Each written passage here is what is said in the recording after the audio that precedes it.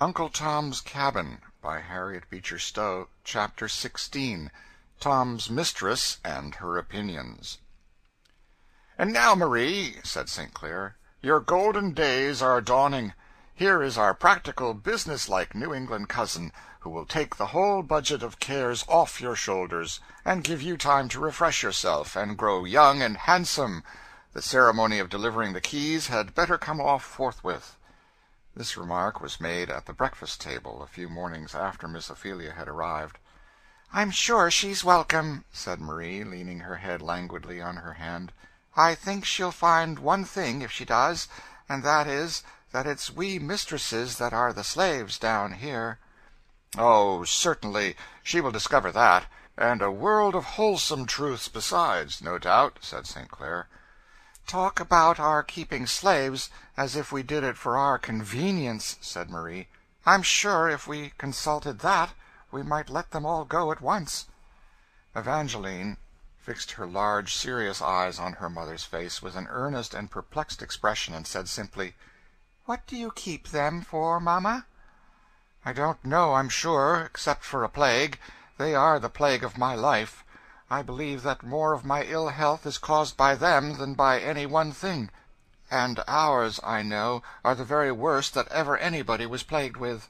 "Oh, come, Marie, you've got the blues this morning," said St. Clair. "You know 'tisn't so. There's Mammy, the best creature living. What could you do without her?" "Mammy is the best I ever knew," said Marie, "and yet Mammy, now, is selfish, dreadfully selfish. It's the fault of the whole race." "Selfishness is a dreadful fault," said St. Clair gravely. "Well, now, there's Mammy," said Marie. "I think it's selfish of her to sleep so sound nights. She knows I need little attentions almost every hour, when my worst turns are on, and yet she's so hard to wake. I absolutely am worse, this very morning, for the efforts I had to make to wake her last night." "Hasn't she sat up with you a good many nights lately, Mamma?" said Eva. "How should you know that?" said Marie sharply. "She's been complaining, I suppose." "She didn't complain. She only told me what bad nights you'd had. So many in succession." "Why don't you let Jane or Rosa take her place a night or two," said St. Clair, "and let her rest?" "How can you propose it?" said Marie. "St. Clair, you really are inconsiderate. So nervous as I am, the least breath disturbs me, and a strange hand about me would drive me absolutely frantic. If Mammy felt the interest in me she ought to, she'd wake easier. Of course she would. I've heard of people who had such devoted servants, but it never was my luck." And Marie sighed. Miss Ophelia had listened to this conversation with an air of shrewd, observant gravity, and she still kept her lips tightly compressed, as if determined fully to ascertain her longitude and position before she committed herself.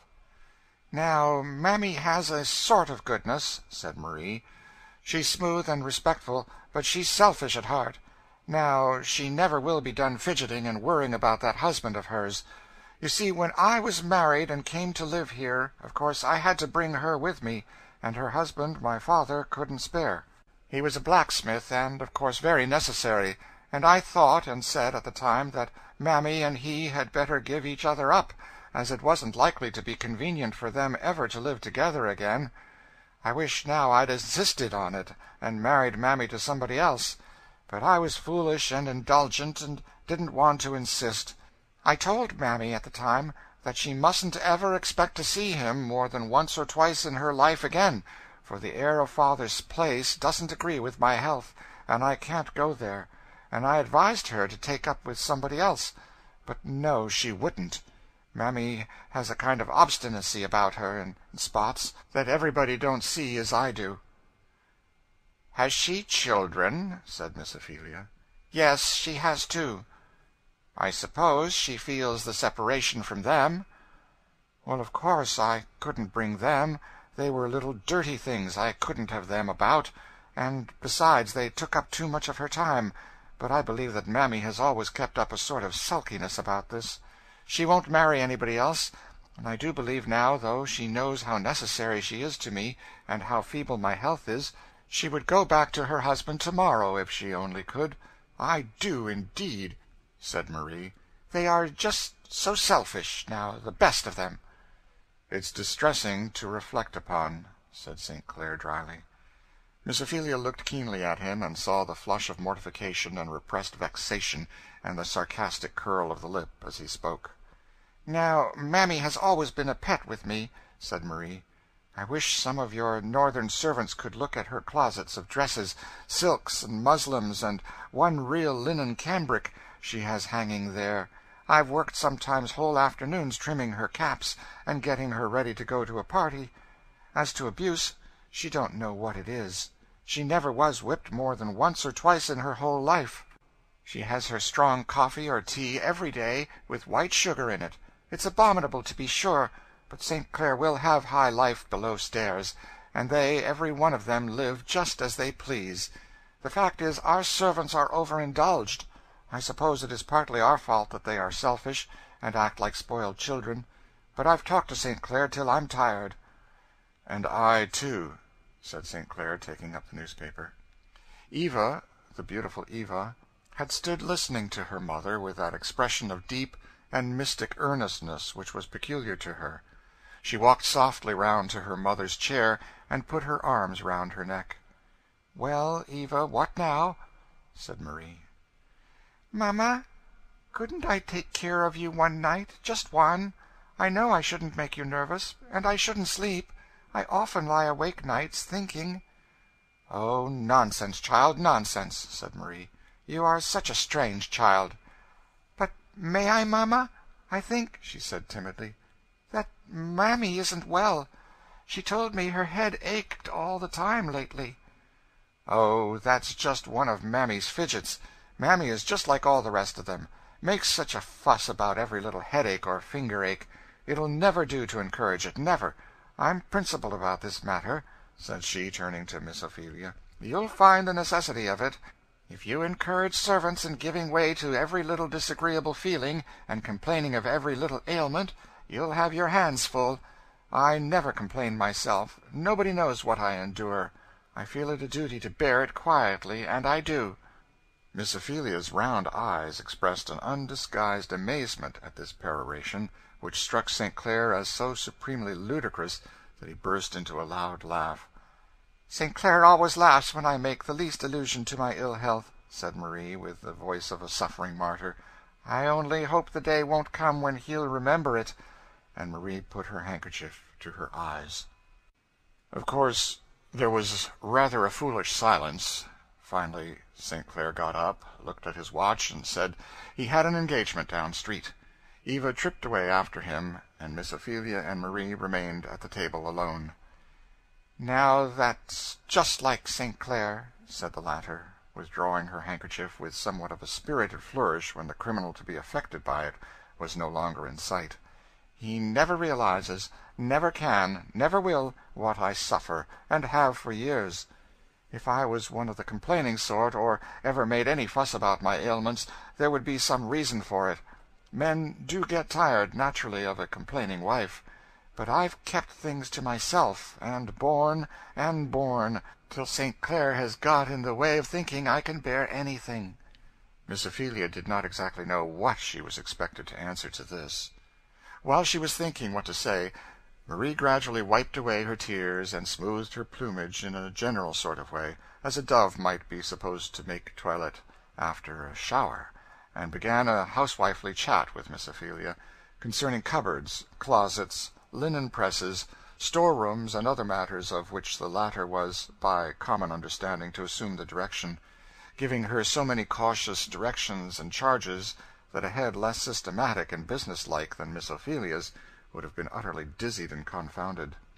"And now," said Marie, "I believe I've told you everything, so that when my next sick turn comes on you'll be able to go forward entirely without consulting me.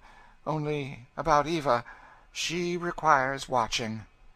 "She seems to be a good child, very," said Miss Ophelia. "I never saw a better child." "Eva's peculiar," said her mother, "very. There are things about her so singular. She isn't like me, now, a particle," and Marie sighed, as if this was a truly melancholy consideration. Miss Ophelia, in her own heart, said, "I hope she isn't," but had prudence enough to keep it down. Eva always was disposed to be with servants, and I think that well enough with some children. Now, I always played with father's little negroes. It never did me any harm. But Eva somehow always seems to put herself on an equality with every creature that comes near her. It's a strange thing about the child. I never have been able to break her of it. St. Clair, I believe, encourages her in it. The fact is, St. Clair indulges every creature under this roof but his own wife." Again Miss Ophelia sat in blank silence. "Now, there's no way with servants," said Marie, "but to put them down and keep them down. It was always natural to me from a child. Eva is enough to spoil a whole house full. What she will do when she comes to keep house herself, I'm sure I don't know. I hold to being kind to servants. I always am. But you must make 'em know their place. Eva never does. There's no getting into the child's head the first beginning of an idea what a servant's place is. You heard her offering to take care of me nights, to let Mammy sleep. That's just a specimen of the way the child would be doing all the time, if she was left to herself." "Why," said Miss Ophelia bluntly, "I suppose you think your servants are human creatures, and ought to have some rest when they are tired." "Certainly, of course. I'm very particular in letting them have everything that comes convenient, anything that doesn't put one at all out of the way, you know. Mammy can make up her sleep some time or other. There's no difficulty about that. She's the sleepiest concern that I ever saw. Sewing, standing, or sitting, that creature will go to sleep, and sleep anywhere and everywhere. No danger but Mammy gets sleep enough. But this treating servants as if they were exotic flowers or china vases is really ridiculous," said Marie, as she plunged languidly into the depths of a voluminous and pillowy lounge, and drew towards her an elegant cut-glass vinaigrette.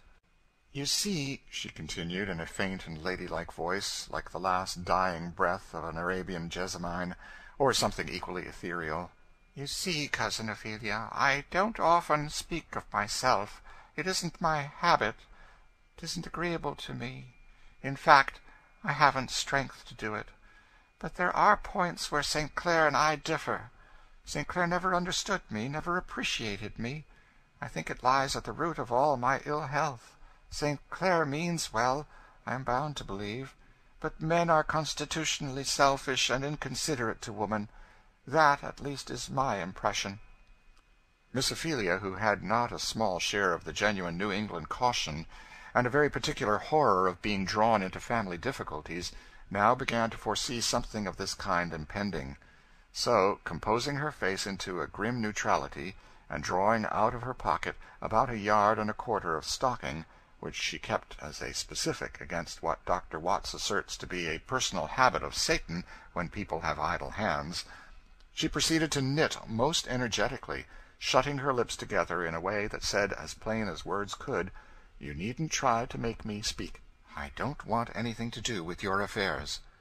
In fact, she looked about as sympathizing as a stone lion. But Marie didn't care for that. She had got somebody to talk to, and she felt it her duty to talk, and that was enough. And reinforcing herself by smelling again at her vinaigrette, she went on. "You see, I brought my own property and servants into the connection when I married St. Clair, and I am legally entitled to manage them my own way. St. Clair had his fortune and his servants, and I'm well enough content he should manage them his way. But St. Clair will be interfering. He has wild, extravagant notions about things, particularly about the treatment of servants. He really does act as if he set his servants before me, and before himself too, for he lets them make him all sorts of trouble, and never lifts a finger. Now, about some things St. Clair is really frightful. He frightens me, good-natured as he looks in general. Now he has set down his foot that, come what will, there shall not be a blow struck in this house except what he or I strike, and he does it in a way that I really dare not cross him. Well, you may see what that leads to, for St. Clair wouldn't raise his hand if every one of them walked over him, and you see how cruel it would be to require me to make the exertion. Now, you know these servants are nothing but grown-up children." "I don't know anything about it, and I thank the Lord that I don't," said Miss Ophelia shortly. "Well, But you will have to know something, and know it to your cost if you stay here. You don't know what a provoking, stupid, careless, unreasonable, childish, ungrateful set of wretches they are." Marie seemed wonderfully supported always when she got upon this topic, and she now opened her eyes and seemed quite to forget her languor. "You don't know, and you can't, the daily, hourly trials that beset a housekeeper from them, everywhere and every way. But it's no use to complain to St. Clair. He talks the strangest stuff. He says we have made them what they are, and ought to bear with them. He says their faults are all owing to us, and that it would be cruel to make the fault and punish it too. He says we shouldn't do any better in their place, just as if one could reason from them to us, you know."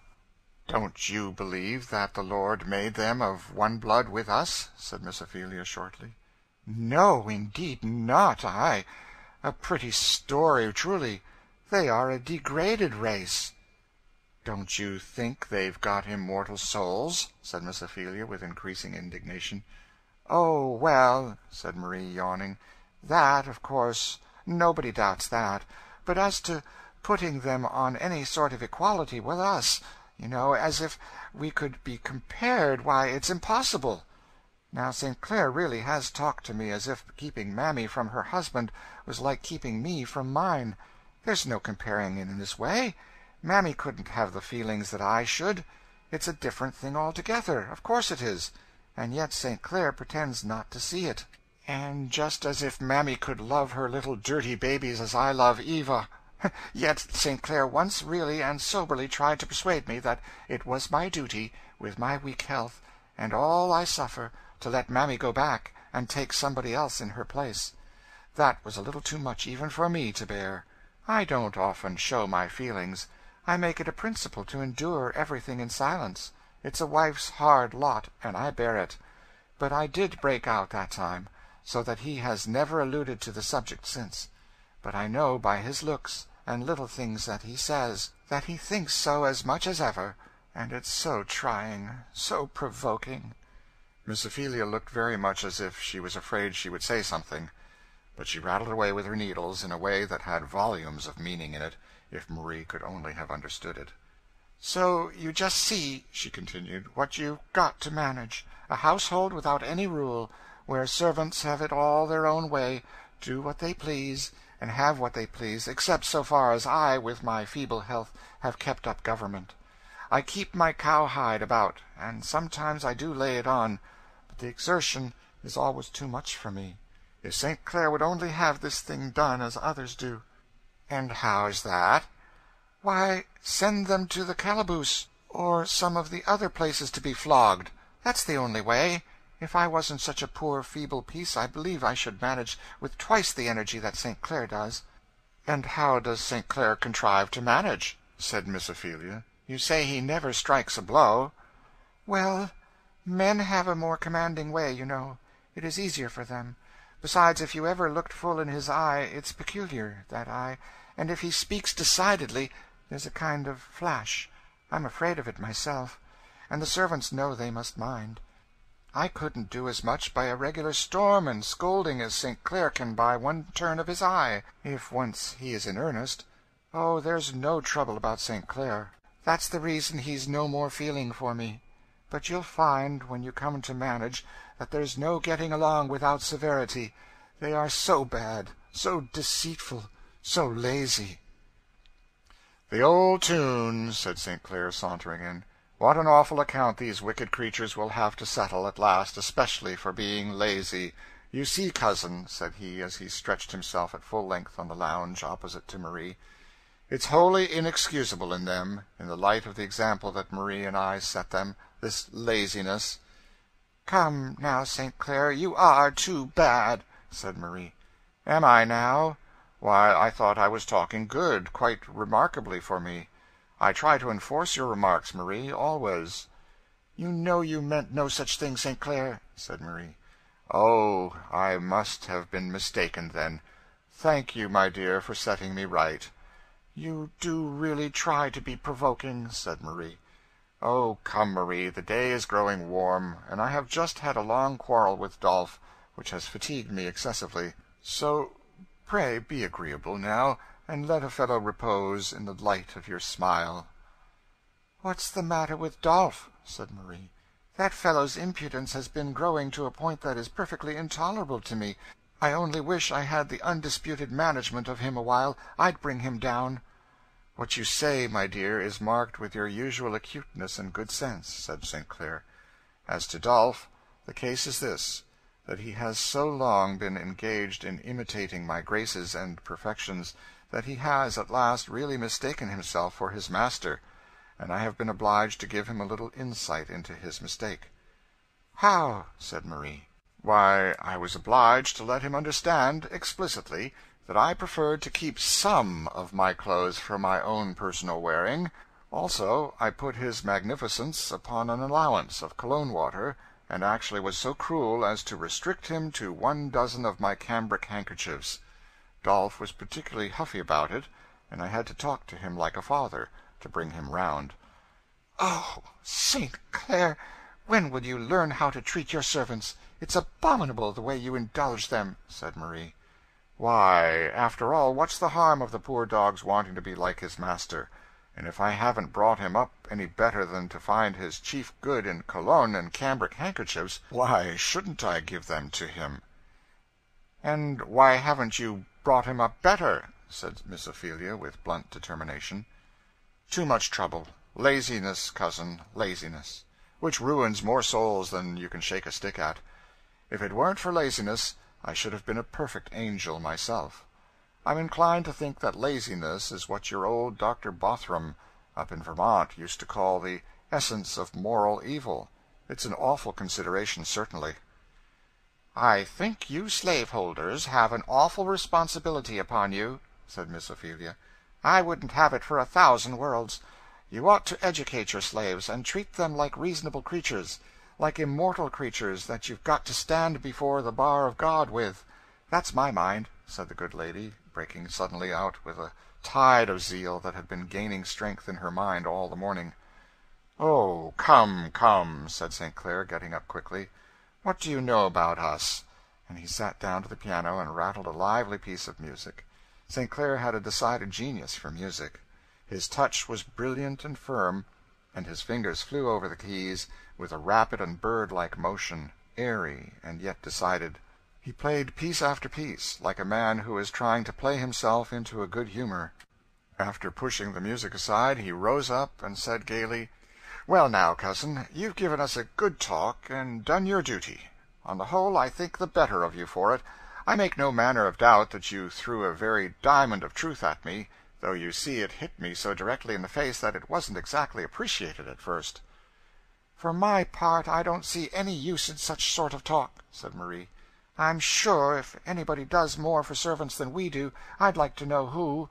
And it don't do 'em a bit of good, not a particle. They get worse and worse. As to talking to them, or anything like that, I'm sure I have talked till I was tired and hoarse, telling them their duty and all that.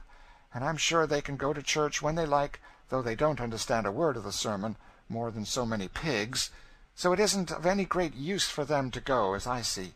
But they do go, and so they have every chance. But as I said before, they are a degraded race, and always will be, and there isn't any help for them. You can't make anything of them if you try. You see, Cousin Ophelia, I've tried, and you haven't. I was born and bred among them, and I know." Miss Ophelia thought she had said enough, and therefore sat silent. St. Clair whistled a tune. "St. Clair, I wish you wouldn't whistle," said Marie. "It makes my head worse." "I won't," said St. Clair. "Is there anything else you wouldn't wish me to do?" "I wish you would have some kind of sympathy for my trials. You never have any feeling for me." "My dear accusing angel," said St. Clair. "It's provoking to be talked to in that way." "Then how will you be talked to?" "I'll talk to order, any way you'll mention, only to give satisfaction." A gay laugh from the court rang through the silken curtains of the veranda. St. Clair stepped out, and lifting up the curtain, laughed too. "What is it?" said Miss Ophelia, coming to the railing. There sat Tom on a little mossy seat in the court, every one of his buttonholes stuck full of Cape jessamines, and Eva, gaily laughing, was hanging a wreath of roses round his neck, and then she sat down on his knee like a chip sparrow, still laughing. "Oh, Tom, you look so funny!" Tom had a sober, benevolent smile, and seemed in his quiet way to be enjoying the fun quite as much as his little mistress. He lifted his eyes when he saw his master, with a half-deprecating, apologetic air. "How can you let her?" said Miss Ophelia. "Why not?" said St. Clair. "Why, I don't know. It seems so dreadful." You would think no harm in a child's caressing a large dog, even if he was black, but a creature that can think and reason and feel, and is immortal, you shudder at. Confess it, cousin. I know the feeling among some of you Northerners well enough. Not that there is a particle of virtue in our not having it, but custom with us does what Christianity ought to do obliterates the feeling of personal prejudice. I have often noticed in my travels north how much stronger this was with you than with us. You loathe them as you would a snake or a toad, yet you are indignant at their wrongs. You would not have them abused, but you don't want to have anything to do with them yourselves. You would send them to Africa out of your sight and smell, and then send a missionary or two to do up all the self-denial of elevating them compendiously. Isn't that it?" "Well, cousin," said Miss Ophelia thoughtfully, "there may be some truth in this." "What would the poor and lowly do without children?" said St. Clair, leaning on the railing and watching Eva as she tripped off, leading Tom with her. "Your little child is your only true democrat. Tom now is a hero to Eva. His stories are wonders in her eyes. His songs and Methodist hymns are better than an opera, and the traps and little bits of trash in his pocket a mine of jewels, and he the most wonderful Tom that ever wore a black skin. This is one of the roses of Eden that the Lord has dropped down expressly for the poor and lowly, who get few enough of any other kind." "It's strange, cousin," said Miss Ophelia. "One might almost think you were a professor to hear you talk." "A professor?" said St. Clair. "Yes, a professor of religion." "Not at all. Not a professor, as your town folks have it, and, what is worse, I'm afraid, not a practicer either." "What makes you talk so, then?" "Nothing is easier than talking," said St. Clair. "I believe Shakespeare makes somebody say, 'I could sooner show 20 what were good to be done, than be one of the 20 to follow my own showing.'" The Merchants of Venice, Act 1, Scene 2, lines 17, 18. "Nothing like this division of work. My forte lies in talking, and yours, cousin, lies in doing." In Tom's external situation at this time there was, as the world says, nothing to complain of little Eva's fancy for him. The instinctive gratitude and loveliness of a noble nature had led her to petition her father that he might be her especial attendant, whenever she needed the escort of a servant, in her walks or rides, and Tom had general orders to let everything else go, and attend to Miss Eva whenever she wanted him, orders which our readers may fancy were far from disagreeable to him. He was kept well dressed, for St. Clair was fastidiously particular on this point. His stable services were merely a sinecure, and consisted simply in a daily care and inspection, and directing an under-servant in his duties. For Marie St. Clair declared that she could not have any smell of the horses about him when he came near her, and that he must positively not put to any service that would make him unpleasant to her, as her nervous system was entirely inadequate to any trial of that nature. One snuff of anything disagreeable being, according to her account, quite sufficient to close the scene and put an end to all her earthly trials at once. Tom, therefore, in his well-brushed broadcloth suit, smooth beaver, glossy boots, faultless wristbands and collar, with his grave, good-natured black face, looked respectable enough to be a bishop of Carthage, as men of his color were in other ages. Then, too, he was in a beautiful place, a consideration to which his sensitive race was never indifferent, and he did enjoy with a quiet joy the birds, the flowers, the fountains, the perfume and light and beauty of the court, the silken hangings and pictures, and lustres, and statuettes, and gilding, that made the parlors within a kind of Aladdin's palace to him. If ever Africa shall show an elevated and cultivated race, and come it must some time, her turn to figure in the great drama of human improvement, life will awake there with a gorgeousness and splendor of which our cold Western tribes faintly have conceived. In that far-off mystic land of gold and gems and spices and waving palms and wondrous flowers and miraculous fertility will awake new forms of art, new styles of splendor, and the Negro race, no longer despised and trodden down, will perhaps show forth some of the latest and most magnificent revelations of human life. Certainly they will, in their gentleness, their lowly docility of heart, their aptitude to repose on a superior mind and rest on a higher power, their childlike simplicity of affection and facility of forgiveness. In all these they will exhibit the highest form of the peculiarly Christian life, and perhaps, as God chasteneth whom he loveth, he hath chosen poor Africa in the furnace of affliction, to make her the highest and noblest in that kingdom which he will set up, when every other kingdom has been tried and failed. For the first shall be last, and the last first. Was this what Marie St. Clair was thinking of as she stood, gorgeously dressed, on the veranda, on Sunday morning, clasping a diamond bracelet on her slender wrist?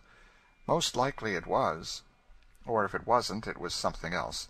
For Marie patronized good things, and she was going now in full force, diamonds, silk, and lace, and jewels, and all, to a fashionable church, to be very religious. Marie always made a point to be very pious on Sundays. There she stood, so slender, so elegant, so airy and undulating in all her motions, her lace scarf enveloping her like a mist. She looked a graceful creature, and she felt very good and very elegant indeed. Miss Ophelia stood at her side, a perfect contrast. It was not that she had not as handsome a silk dress and shawl, and as fine a pocket handkerchief, but stiffness and squareness and bolt uprightness enveloped her as indefinite yet appreciable a presence as did grace her elegant neighbor. Not the grace of God, however. That is quite another thing. "Where's Eva?" said Marie. "The child stopped on the stairs to say something to Mammy." And what was Eva saying to Mammy on the stairs? Listen, reader, and you will hear, though Marie does not. "Dear Mammy, I know your head is aching dreadfully." "Lord bless you, Miss Eva, my head allers aches lately. You don't need to worry." "Well, I'm glad you're going out. And here," and the little girl threw her arms round her, "Mammy, you shall take my vinaigrette." "What? Your beautiful gold thing thar with them diamonds? Lor, miss, 'twouldn't be proper no ways." "Why not? You need it, and I don't. Mamma always uses it for headache, and it'll make you feel better. No, you shall take it, to please me, now." "Do hear the darling talk," said Mammy, as Eva thrust it into her bosom, and kissing her ran downstairs to her mother. "What were you stopping for?" "I was just stopping to give Mammy my vinaigrette to take to church with her." "Eva," said Marie, stamping impatiently, "your gold vinaigrette to Mammy? When will you learn what's proper? Go right and take it back this moment." Eva looked downcast and aggrieved, and turned slowly. "I say, Marie, let the child alone. She shall do as she pleases," said St. Clair. "St. Clair, how will she ever get along in the world?" said Marie. "The Lord knows," said St. Clair, "but she'll get along in heaven better than you or I." "Oh, papa, don't," said Eva, softly touching his elbow. "It troubles mother." "Well, cousin, are you ready to go to meeting?" said Miss Ophelia, turning square about on St. Clair. "I'm not going, thank you." "I do wish St. Clair ever would go to church," said Marie. "But he hasn't a particle of religion about him. It really isn't respectable." "I know it," said St. Clair. "You ladies go to church to learn how to get along in the world, I suppose, and your piety sheds respectability on us. If I did go at all, I would go where Mammy goes. There's something to keep a fellow awake there, at least." "What? Those shouting Methodists? Horrible!" said Marie. "Anything but the Dead Sea of your respectable churches, Marie. Positively, it's too much to ask of a man. Eva, do you like to go? Come, stay at home and play with me." "Thank you, papa, but I'd rather go to church." "Isn't it dreadful tiresome?" said St. Clair. "I think it is tiresome some," said Eva. and I am sleepy, too, but I try to keep awake." "What do you go for, then?" "Why, you know, Papa," she said in a whisper, "Cousin told me that God wants to have us, and he gives us everything, you know, and it isn't much to do it, if he wants us to. It isn't so very tiresome, after all." "You sweet little obliging soul," said St. Clair, kissing her.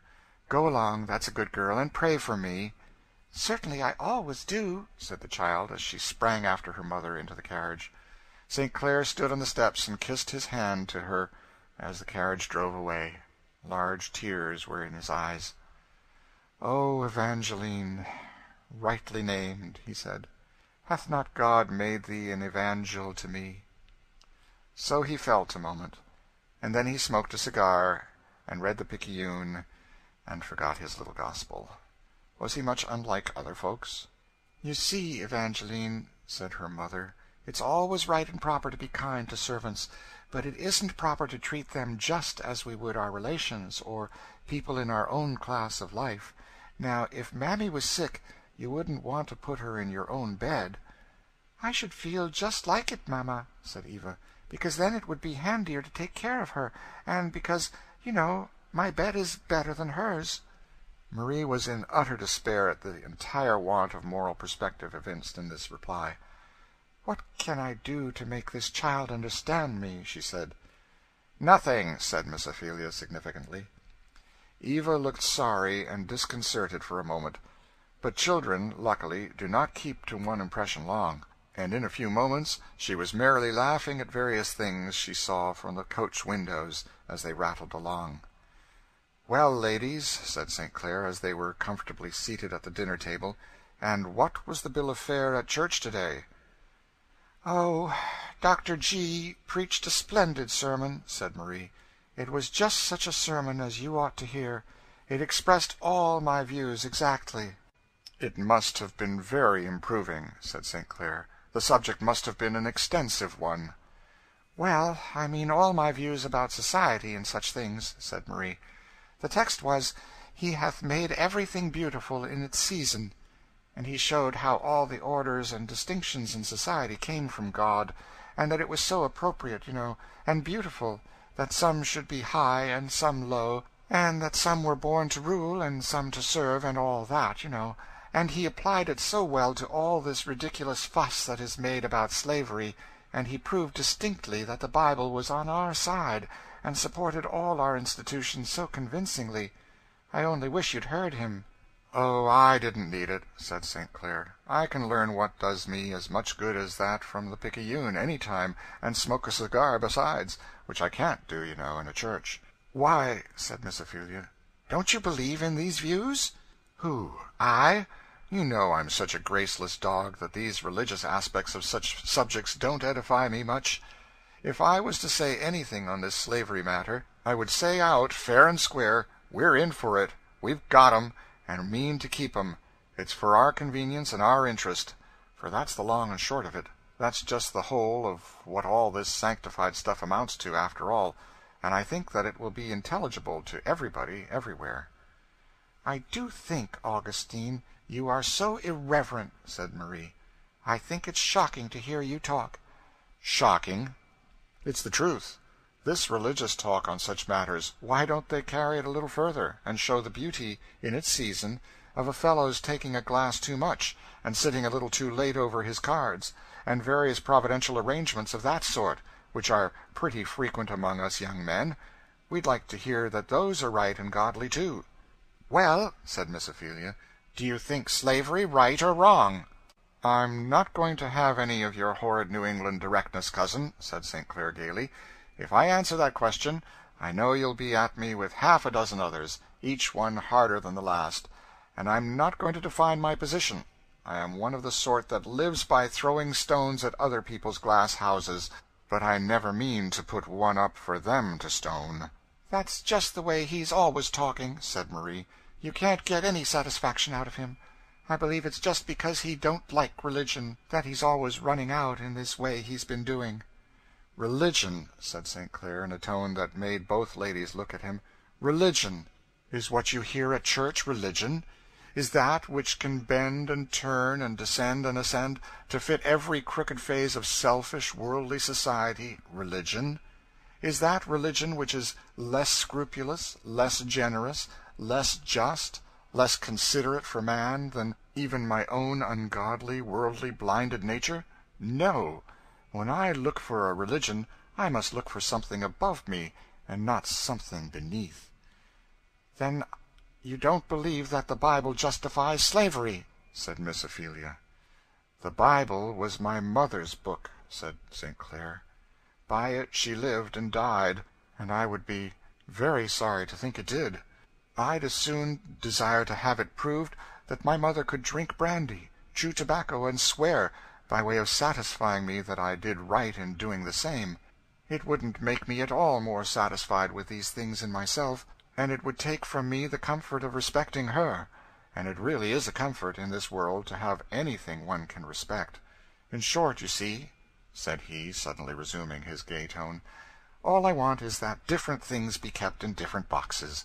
The whole framework of society, both in Europe and America, is made up of various things which will not stand the scrutiny of any very ideal standard of morality.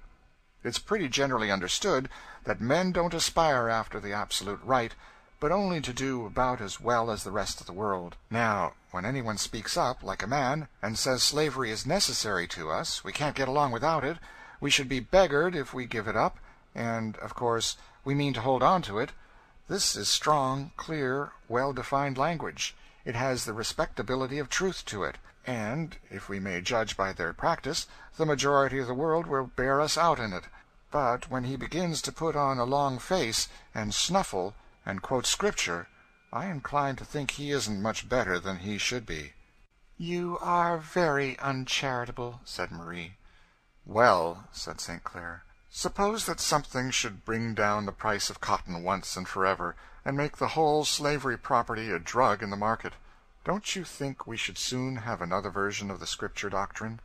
What a flood of light would pour into the church all at once, and how immediately it would be discovered that everything in the Bible and reason went the other way. Well, at any rate, said Marie, as she reclined herself on a lounge, I'm thankful I'm born where slavery exists, and I believe it's right.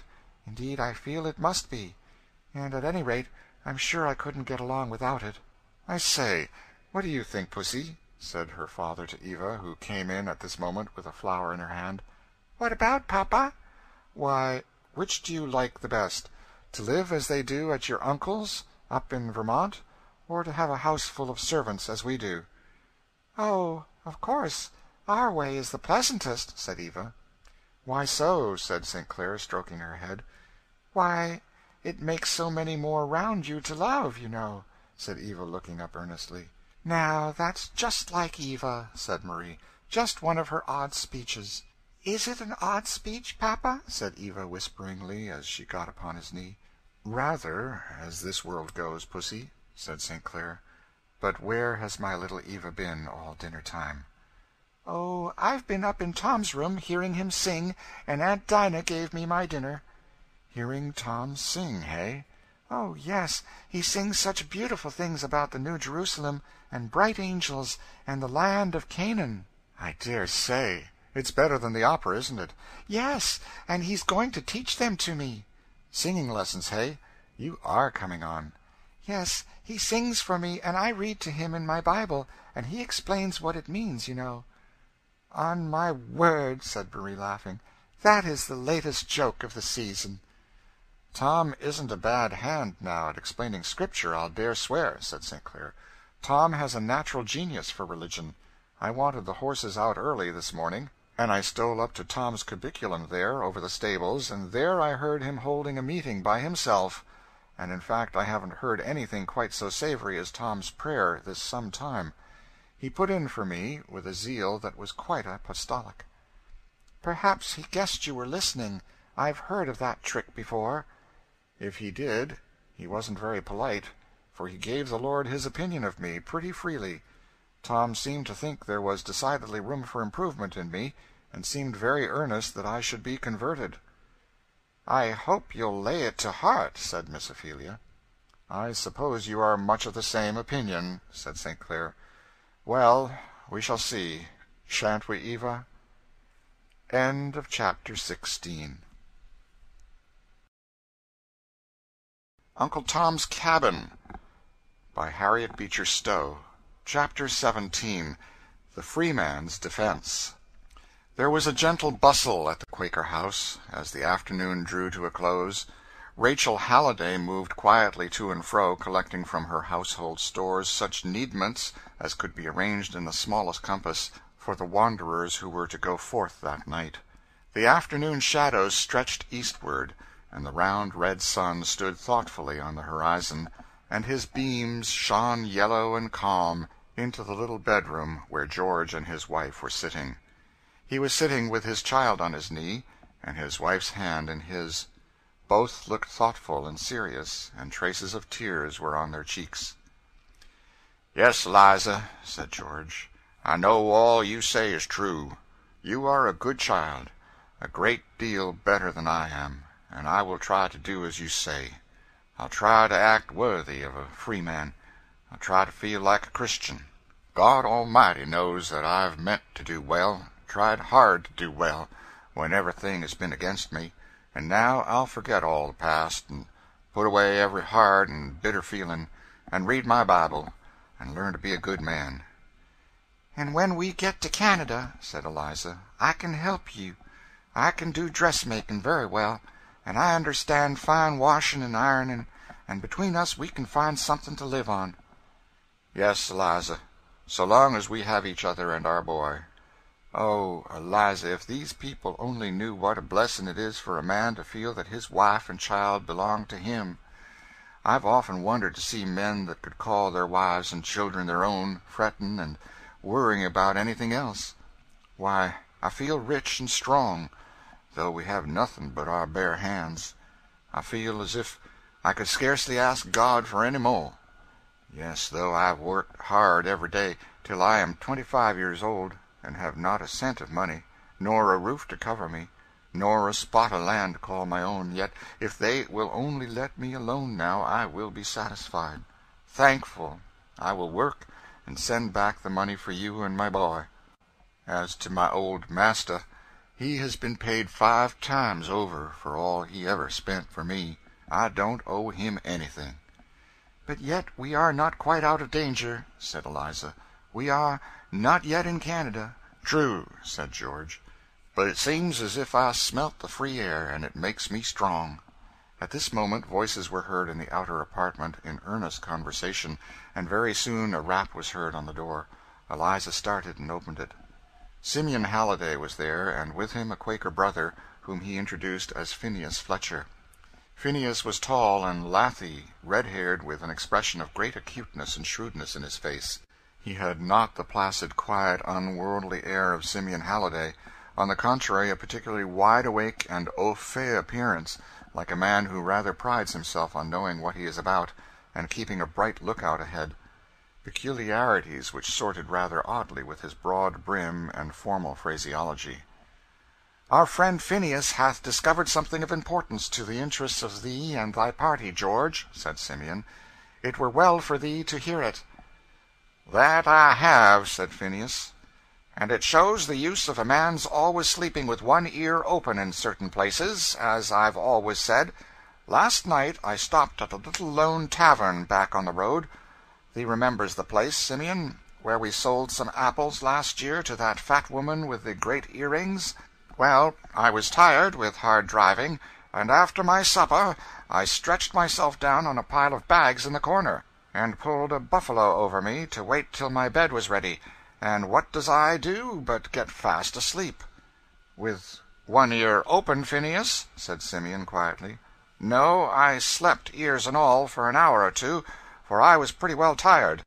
But when I came to myself a little, I found that there were some men in the room, sitting round a table, drinking and talking, and I thought, before I made much muster, I'd just see what they were up to, especially as I heard them say something about the Quakers. 'So,' says one, 'they are up in the Quaker settlement, no doubt,' says he. Then I listened with both ears, and I found that they were talking about this very party. So I lay and heard them lay off all their plans. This young man, they said, was to be sent back to Kentucky to his master, who was going to make an example of him, to keep all niggers from running away, and his wife, 2 of them, were going to run down to New Orleans to sell, on their own account, and they calculated to get $1,600 or $1,800 for her, and the child, they said, was going to a trader who had bought him, and then there was the boy, Jim, and his mother. They were going to go back to their masters in Kentucky. They said that there were 2 constables in a town a little piece ahead who would go in with them to get 'em taken up, and the young woman was to be taken before a judge, and one of the fellows, who is small and smooth-spoken, was to swear to her for his property, and get her delivered over to him to take south.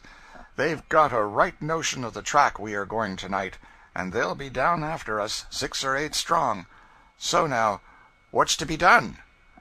The group that stood in various attitudes after this communication were worthy of a painter.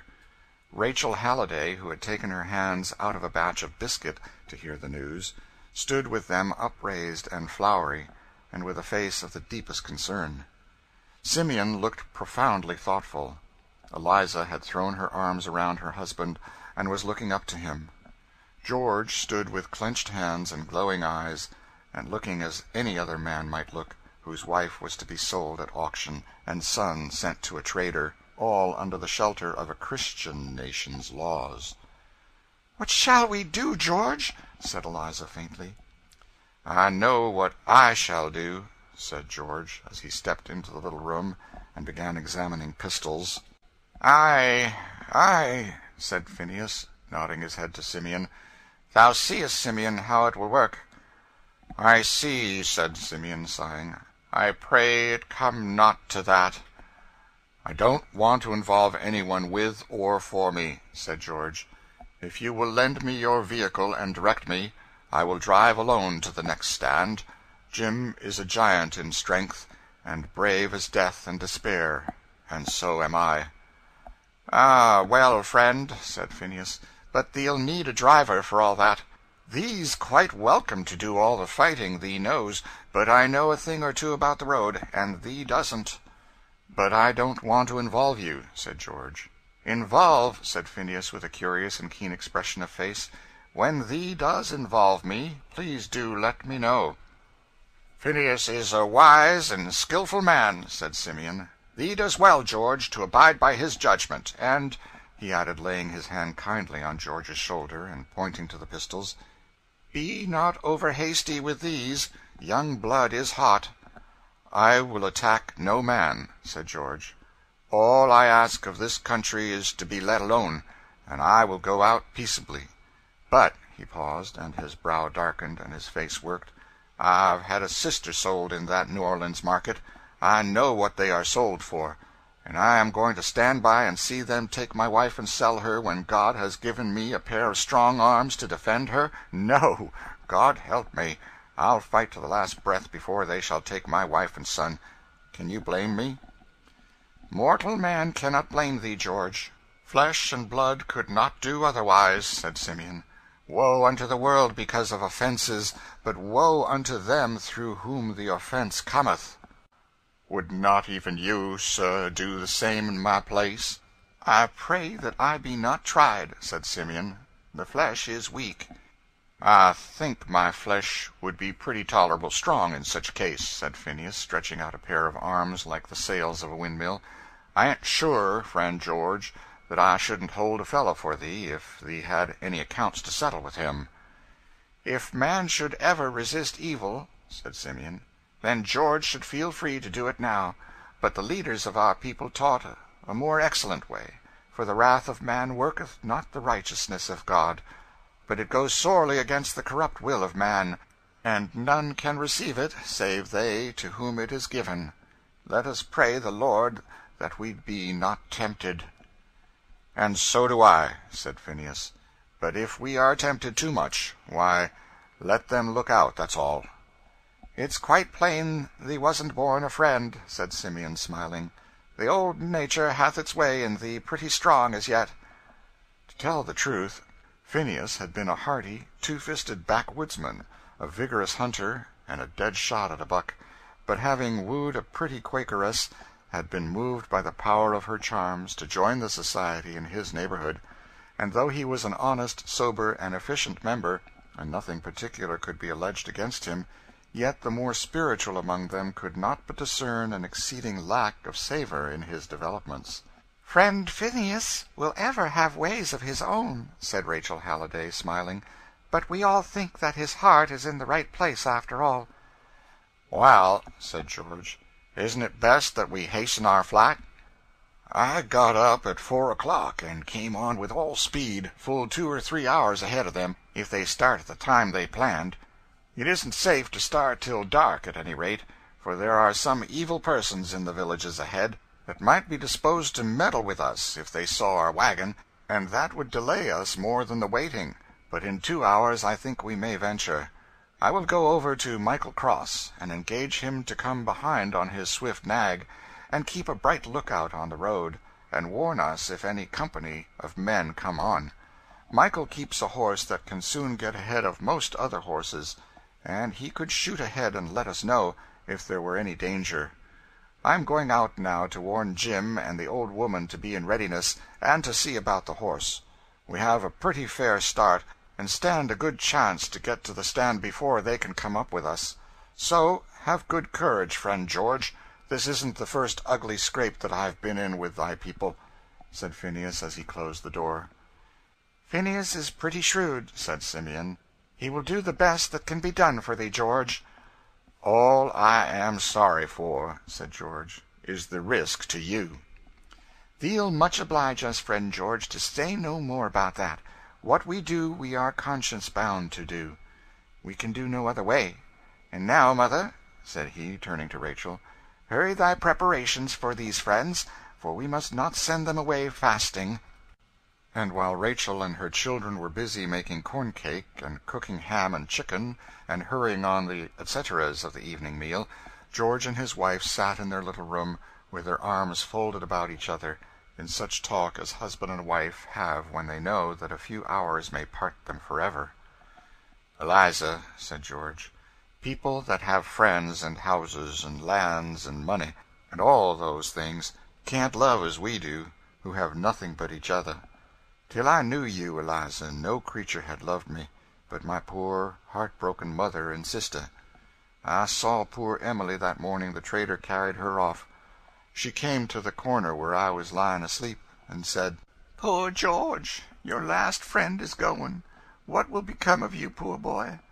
And I got up and threw my arms round her, and cried and sobbed, and she cried too, and those were the last kind words I got for 10 long years, and my heart all withered up, and felt as dry as ashes, till I met you. And your loving me, why, it was almost like raising one from the dead. I've been a new man ever since. And now, Eliza, I'll give my last drop of blood, but they shall not take you from me. Whoever gets you must walk over my dead body." "Oh, Lord, have mercy," said Eliza, sobbing. "If he will only let us get out of this country together, that is all we ask." "Is God on their side?" said George, speaking less to his wife than pouring out his own bitter thoughts. "Does he see all they do? Why does he let such things happen? And they tell us that the Bible is on their side. Certainly all the power is. They are rich and healthy and happy. They are members of churches, expecting to go to heaven, and they get along so easy in the world, and have it all their own way. And poor, honest, faithful Christians, Christians as good or better than they, are lying in the very dust under their feet. They buy 'em and sell 'em, and make trade of their heart's blood and groans and tears, and God lets them." "Friend George," said Simeon from the kitchen, "listen to this psalm. It may do thee good." George drew his seat near the door, and Eliza, wiping her tears, came forward also to listen, while Simeon read as follows: "But as for me, my feet were almost gone, my steps had well nigh slipped, for I was envious of the foolish, when I saw the prosperity of the wicked. They are not in trouble like other men, neither are they plagued like other men. Therefore pride compasseth them as a chain, violence covereth them as a garment. Their eyes stand out with fatness, They have more than heart could wish. They are corrupt, and speak wickedly concerning oppression. They speak loftily, therefore his people return. And the waters of a full cup are wrung out to them, and they say, How doth God know? And is there knowledge in the Most High? Is not that the way thee feels, George? It is so indeed, said George, as well as I could have written it myself. Then hear, said Simeon, when I thought to know this, it was too painful for me until I went into the sanctuary of God. Then understood I their end. Surely thou didst set them in slippery places, thou castest them down to destruction. As a dream when one awaketh, so, O Lord, when thou awakest thou shalt despise their image. Nevertheless I am continually with thee. Thou hast holden me by my right hand. Thou shalt guide me by thy counsel, and afterwards receive me to glory. It is good for me to draw near unto God. I have put my trust in the Lord God. Note Psalm 73, the end of the wicked contrasted with that of the righteous.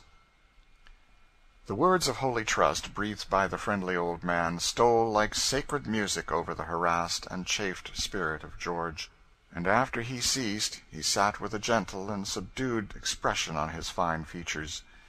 If this world were all, George, said Simeon, thee might indeed ask where is the Lord, but it is often those who have least of all in this life whom he chooseth for the kingdom. Put thy trust in him, and, no matter what befalls thee here, he will make all right hereafter. If these words had been spoken by some easy self-indulgent exhorter, from whose mouth they might have come merely as pious and rhetorical flourish, proper to be used to people in distress, perhaps they might not have had much effect. But coming from one who daily and calmly risked fine and imprisonment for the cause of God and man, they had a weight that could not but be felt, and both the poor desolate fugitives found calmness and strength breathing into them from it. And now Rachel took Eliza's hand kindly, and led the way to the supper-table. As they were sitting down, a light tap sounded at the door, and Ruth entered. "I just ran in," she said, "with these little stockings for the boy. 3 pair, nice warm woolen ones. It will be so cold, thee knows, in Canada. Does thee keep up good courage, Eliza?" she added, tripping round to Eliza's side of the table, and shaking her warmly by the hand, and slipping a seed-cake into Harry's hand. "I brought a little parcel of these for him," she said, tugging at her pocket to get out the package. "Children, thee knows, will always be eating." "Oh, thank you, you are too kind," said Eliza.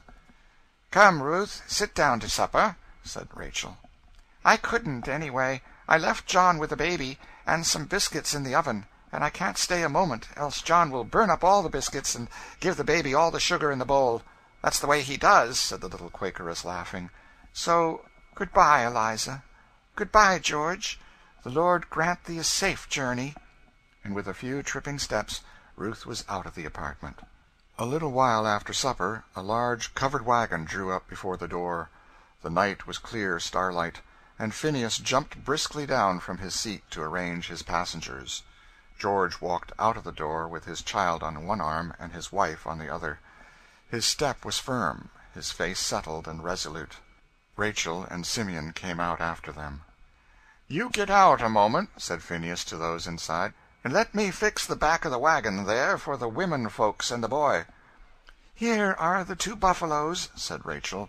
"Make the seats as comfortable as may be. It's hard riding all night." Jim came out first, and carefully assisted out his old mother, who clung to his arm, and looked anxiously about, as if she expected the pursuer every moment. "Jim, are your pistols all in order?" said George in a low, firm voice. "Yes, indeed," said Jim. "And you've no doubt what you shall do if they come?" "I rather think I haven't," said Jim, throwing open his broad chest and taking a deep breath. "Do you think I'll let them get mother again?" During this brief colloquy, Eliza had been taking her leave of her kind friend Rachel, and was handed into the carriage by Simeon, and creeping into the back part with her boy, sat down among the buffalo skins. The old woman was next handed in and seated, and George and Jim placed on a rough board seat front of them, and Phineas mounted in front. "Farewell, my friends," said Simeon from without. "God bless you," answered all from within, and the wagon drove off, rattling and jolting over the frozen road. There was no opportunity for conversation on account of the roughness of the way and the noise of the wheels. The vehicle, therefore, rumbled on through long, dark stretches of woodland, over wide, dreary plains, up hills and down valleys, and on they jogged hour after hour. The child soon fell asleep and lay heavily in his mother's lap. The poor frightened old woman at last forgot her fears, and even Eliza, as the night waned, found all her anxieties insufficient to keep her eyes from closing. Phineas seemed, on the whole, the briskest of the company, and beguiled his long drive with whistling certain very unquaker-like songs as he went on. But about 3 o'clock George's ear caught the hasty and decided click of a horse's hoof coming behind them at some distance, and jogged Phineas by the elbow. Phineas pulled up his horses and listened. "That must be Michael," he said. "I think I know the sound of his gallop." And he rose up and stretched his head anxiously back over the road. A man riding in hot haste was now dimly descried at the top of a distant hill. "There he is, I do believe," said Phineas. George and Jim both sprang out of the wagon before they knew what they were doing. All stood intensely silent, with their faces turned towards the expected messenger. On he came. Now he went down into a valley where they could not see him, but they heard the sharp, hasty tramp rising nearer and nearer. At last they saw him emerge on the top of an eminence within hail. "Yes, that's Michael," said Phineas, and raising his voice, "Hello there, Michael!" "Phineas, is that thee?" "Yes. What news? They coming?" "Right on behind, 8 or 10 of them, hot with brandy, swearing and foaming like so many wolves."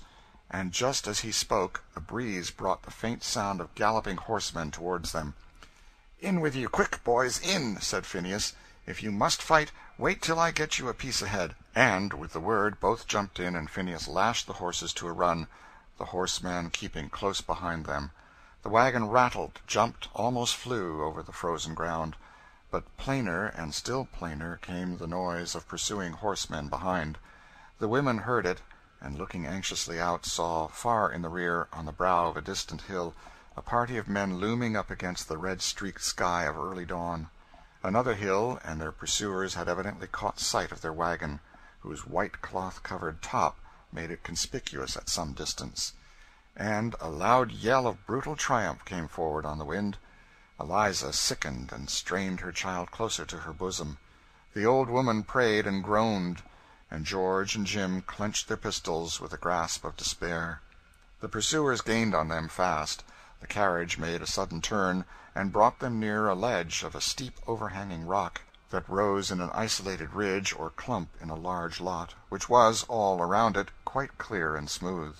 This isolated pile, or range of rocks, rose up black and heavy against the brightening sky, and seemed to promise shelter and concealment. It was a place well known to Phineas, who had been familiar with the spot in his hunting days, and it was to gain this point he had been racing his horses. "Now for it!" said he, suddenly checking his horses and springing from his seat to the ground. "Out with you, in a twinkling, every one, and up into these rocks with you. Michael, thee tie thy horse to the wagon, and drive ahead to Amariah's, and get him and his boys to come back and talk to these fellows." In a twinkling they were all out of the carriage. "There," said Phineas, catching up Harry, "you, each of you, see to the women, and run, now, if you ever did run." They needed no exhortation. Quicker than we can say it, the whole party were over the fence, making with all speed for the rocks, while Michael, throwing himself from his horse and fastening the bridle to the wagon, began driving it rapidly away. "Come ahead," said Phineas, as they reached the rocks, and saw in the mingled starlight and dawn the traces of a rude but plainly marked footpath leading up among them. "This is one of our old hunting dens. Come up." Phineas went before, springing up the rocks like a goat, with the boy in his arms. Jim came second, bearing his trembling old mother over his shoulder, and George and Eliza brought up the rear. The party of horsemen came up to the fence, and with mingled shouts and oaths were dismounting, to prepare to follow them. A few moments' scrambling brought them to the top of the ledge.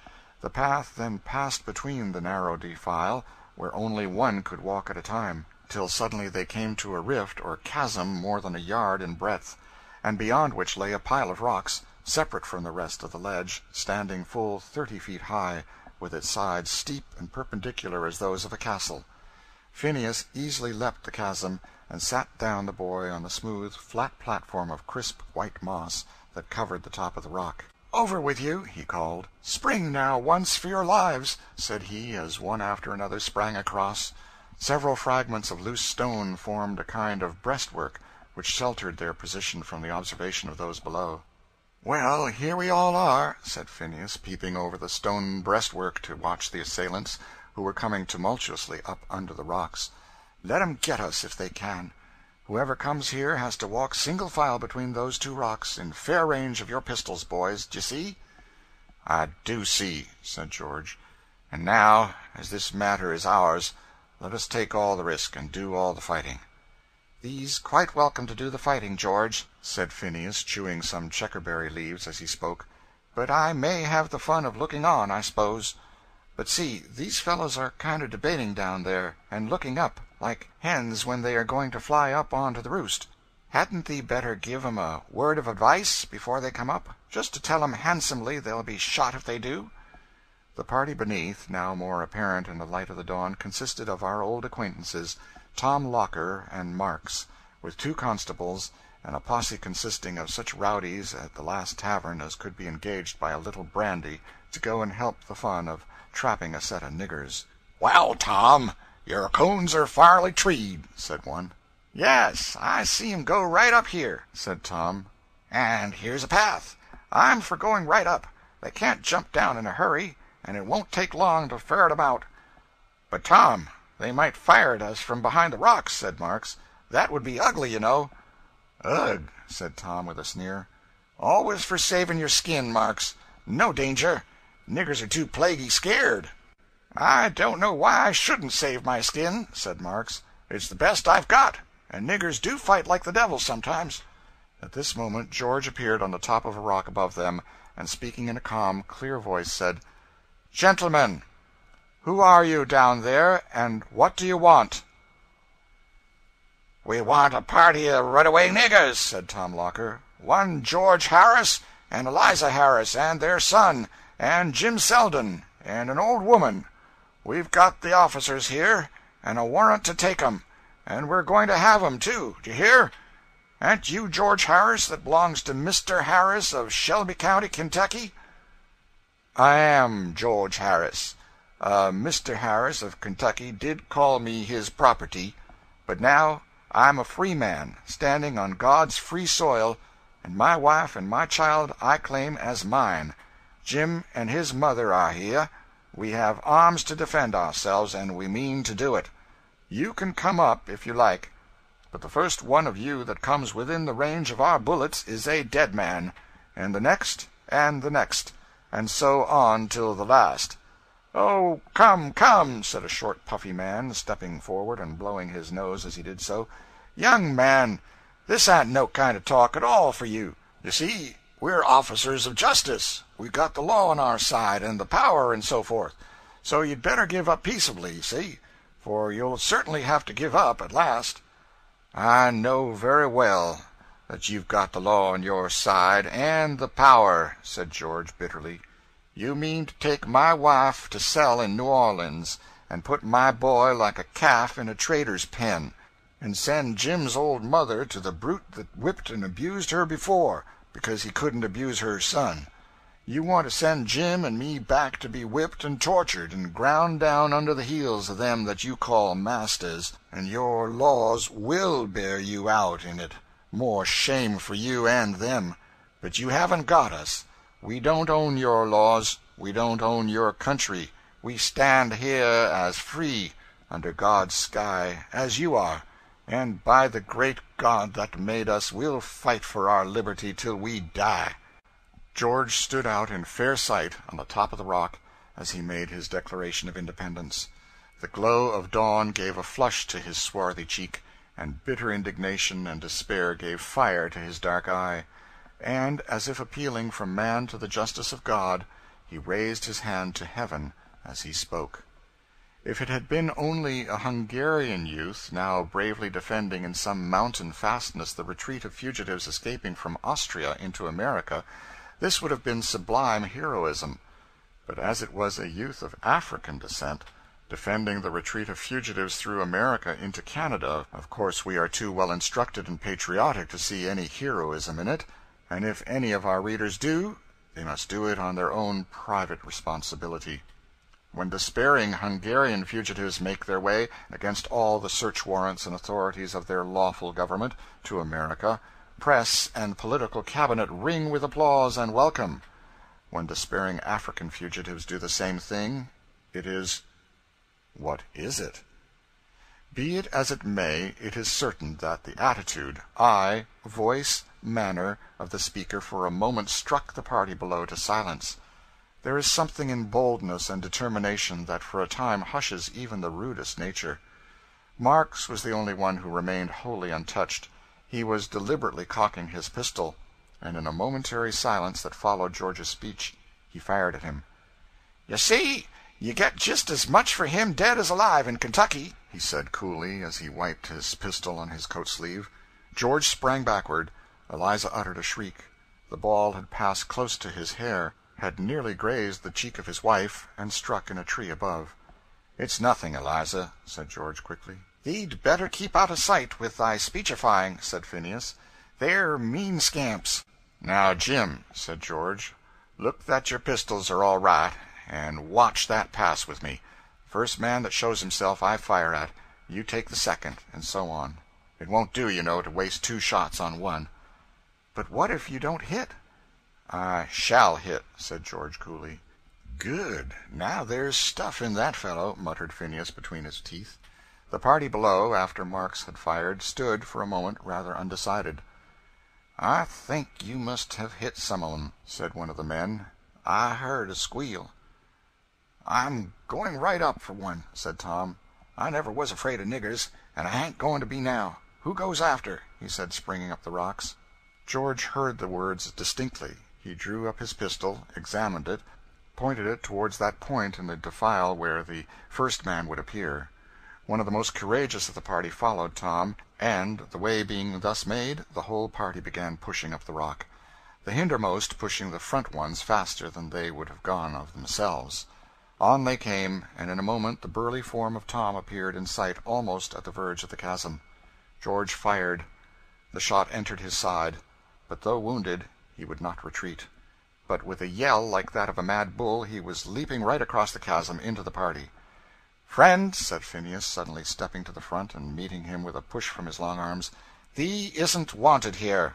Down he fell into the chasm, crackling down among the trees, bushes, logs, loose stones, till he lay bruised and groaning 30 feet below.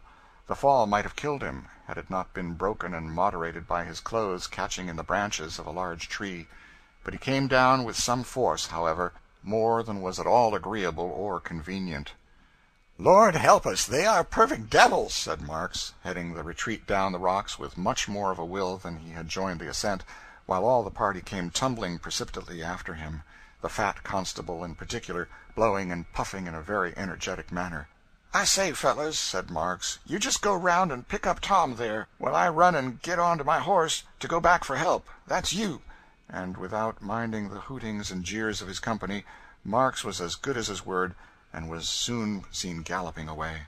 "Whatever such a sneaking varmint," said one of the men, "to come on his business, and he clear out and leaves us this yar way." "Wal, we must pick up that feller," said another. "Cuss me if I much care whether he is dead or alive."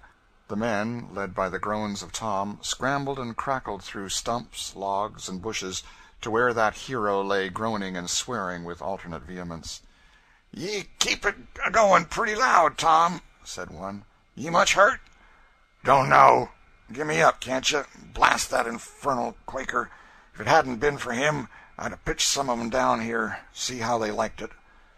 With much labor and groaning, the fallen hero was assisted to rise, and with one holding him up under each shoulder, they got him as far as the horses. "If you could only get me a mile back to that 'ere tavern, give me a handkerchief or something to stuff into this place and stop this infernal bleeding." George looked over the rocks and saw them trying to lift the burly form of Tom into the saddle. After 2 or 3 ineffectual attempts, he reeled and fell heavily to the ground. "Oh, I hope he isn't killed," said Eliza, who, with all the party, stood watching the proceeding. "Why not?" said Phineas. "Serves him right." "Because after death comes the judgment," said Eliza. "Yes," said the old woman, who had been groaning and praying in her Methodist fashion during all the encounter. "It's an awful case for the poor critter's soul." "On my word, they're leaving him, I do believe," said Phineas.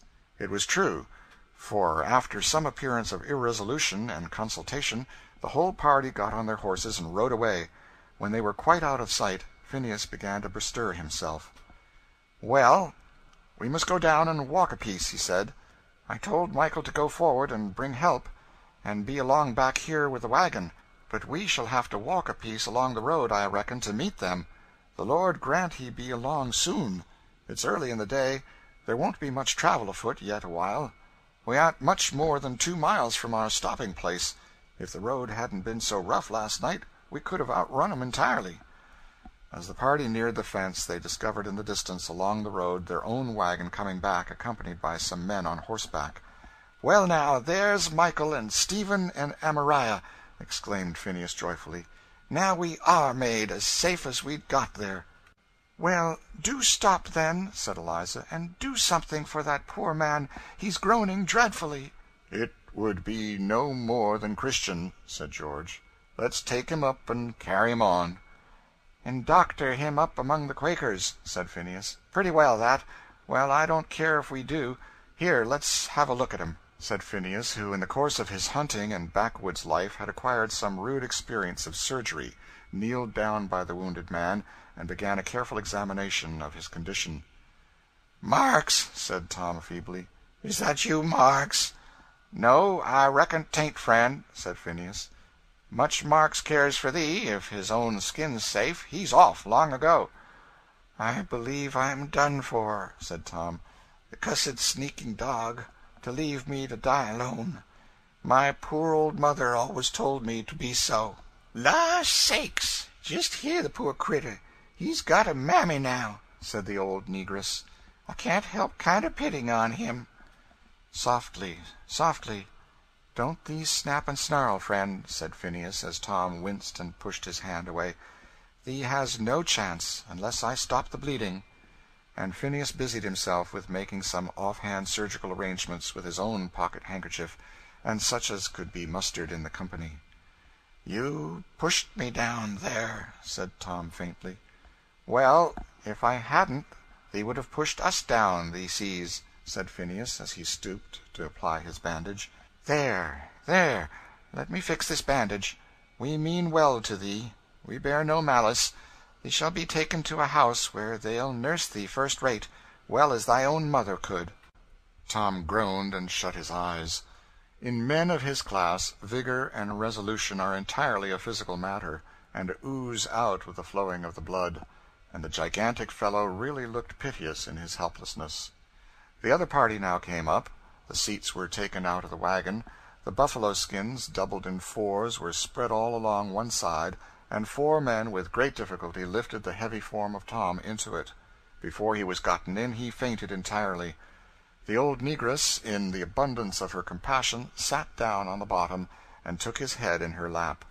Eliza, George, and Jim bestowed themselves, as well they could, in the remaining space, and the whole party set forward. "What do you think of him?" said George, who sat by Phineas in front. "Well, it's only a pretty deep flesh wound, but then, tumbling and scratching down that place didn't help him much. It has bled pretty freely. Pretty much drained him out, courage and all. But he'll get over it, and may be learn a thing or two by it." "I'm glad to hear you say so," said George. "It would always be a heavy thought to me if I'd caused his death, even in a just cause." "Yes," said Phineas, "killing is an ugly operation any way they'll fix it, man or beast. I've seen a buck that was shot down and a-dying look that way on a feller with his eye that it really most made a feller feel wicked for killing on him. And human creatures is a more serious consideration yet, being, as thy wife says, that the judgment comes to 'em after death. so I don't know as our people's notions on these matters is too strict, and, considering how I was raised, I fell in with them pretty considerably." "What shall you do with this poor fellow?" said George. "Oh, carry him along to Amariah's. There's old Grandman Stevens there. Dorcas, they call her. She's most an amazing nurse.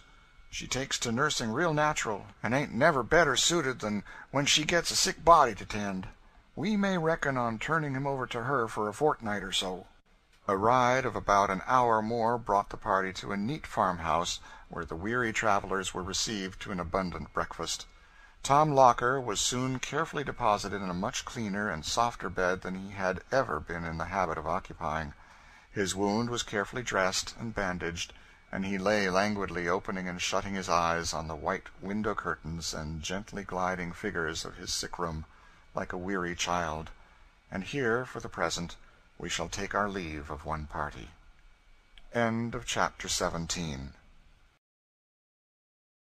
Uncle Tom's Cabin, by Harriet Beecher Stowe. Chapter 18. Miss Ophelia's Experiences and Opinions. Our friend Tom, in his own simple musings, often compared his more fortunate lot, in the bondage into which he was cast, with that of Joseph in Egypt; and, in fact, as time went on, and he developed more and more under the eye of his master, the strength of the parallel increased. St. Clair was indolent and careless of money. Hitherto the providing and marketing had been principally done by Adolphe, who was, to the full, as careless and extravagant as his master; and between them both they had carried on the dispersing process with great alacrity. Accustomed for many years to regard his master's property as his own care, Tom saw, with an uneasiness he could scarcely repress, the wasteful expenditure of the establishment, and, in the quiet, indirect way which his class often acquire, would sometimes make his own suggestions. St. Clair at first employed him occasionally, but, struck with his soundness of mind and good business capacity, he confided in him more and more, till gradually all the marketing and providing for the family were entrusted to him. "No, no, Adolphe," he said one day, as Adolphe was deprecating the passing of power out of his hands, "let Tom alone. You only understand what you want. Tom understands cost and come to, and there may be some end to money by and by if we don't let somebody do that." Trusted to an unlimited extent by a careless master who handed him a bill without looking at it, and pocketed the change without counting it, Tom had every facility and temptation to dishonesty, and nothing but an impregnable simplicity of nature, strengthened by Christian faith, could have kept him from it. But to that nature the very unbounded trust reposed in him was bond and seal for the most scrupulous accuracy. With Adolphe the case had been different. Thoughtless and self-indulgent, and unrestrained by a master who found it easier to indulge than to regulate, he had fallen into an absolute confusion as to meum tuum with regard to himself and his master, which sometimes troubled even St. Clair. His own good sense taught him that such a training of his servants was unjust and dangerous. A sort of chronic remorse went with him everywhere, although not strong enough to make any decided change in his course; and this very remorse reacted again into indulgence. He passed lightly over the most serious faults, because he told himself that, if he had done his part, his dependents had not fallen into them. Tom regarded his gay, airy, handsome young master with an odd mixture of fealty, reverence, and fatherly solicitude. That he never read the Bible, never went to church, that he jested and made free with any and everything that came in the way of his wit, that he spent his Sunday evenings at the opera or theater, that he went to wine parties and clubs and suppers oftener than was at all expedient, were all things that Tom could see as plainly as anybody, and on which he based a conviction that "Massa wasn't a Christian," a conviction, however, which he would have been very slow to express to anyone else, but on which he founded many prayers, in his own simple fashion, when he was by himself in his little dormitory. Not that Tom had not his own way of speaking his mind occasionally, with something of the tact often observable in his class. As, for example, the very day after the Sabbath we have described, St. Clair was invited out to a convivial party of choice spirits, and was helped home, between 1 and 2 o'clock at night, in a condition when the physical had decidedly attained the upper hand of the intellectual. Tom and Adolphe assisted to get him composed for the night, the latter in high spirits, evidently regarding the matter as a good joke, and laughing heartily at the rusticity of Tom's horror, who really was simple enough to lie awake most of the rest of the night praying for his young master. "Well, Tom, what are you waiting for?" said St. Clair the next day, as he sat in his library in dressing-gown and slippers. St. Clair had just been entrusting Tom with some money and various commissions. "Isn't all right there, Tom?" he added, as Tom still stood waiting. "I'm afraid not, massa," said Tom, with a grave voice. St. Clair laid down his paper, and set down his coffee-cup, and looked at Tom. "Why, Tom, what's the case? You look as solemn as a coffin." "I feel very bad, massa. I allus have thought that massa would be good to everybody." "Well, Tom, haven't I been? Come now, what do you want? There's something you haven't got, I suppose, and this is the preface." "Massa allus been good to me. I haven't nothing to complain of on that head, but there is one that massa isn't good to." "Why, Tom, what's got into you? Speak out. What do you mean?" "Last night, between 1 and 2, I thought so. I studied upon the matter then. Massa isn't good to himself." Tom said this with his back to his master and his hand on the door-knob. St. Clair felt his face flush crimson, but he laughed. "Oh, that's all, is it?" he said gaily. "All?" said Tom, turning suddenly round and falling on his knees.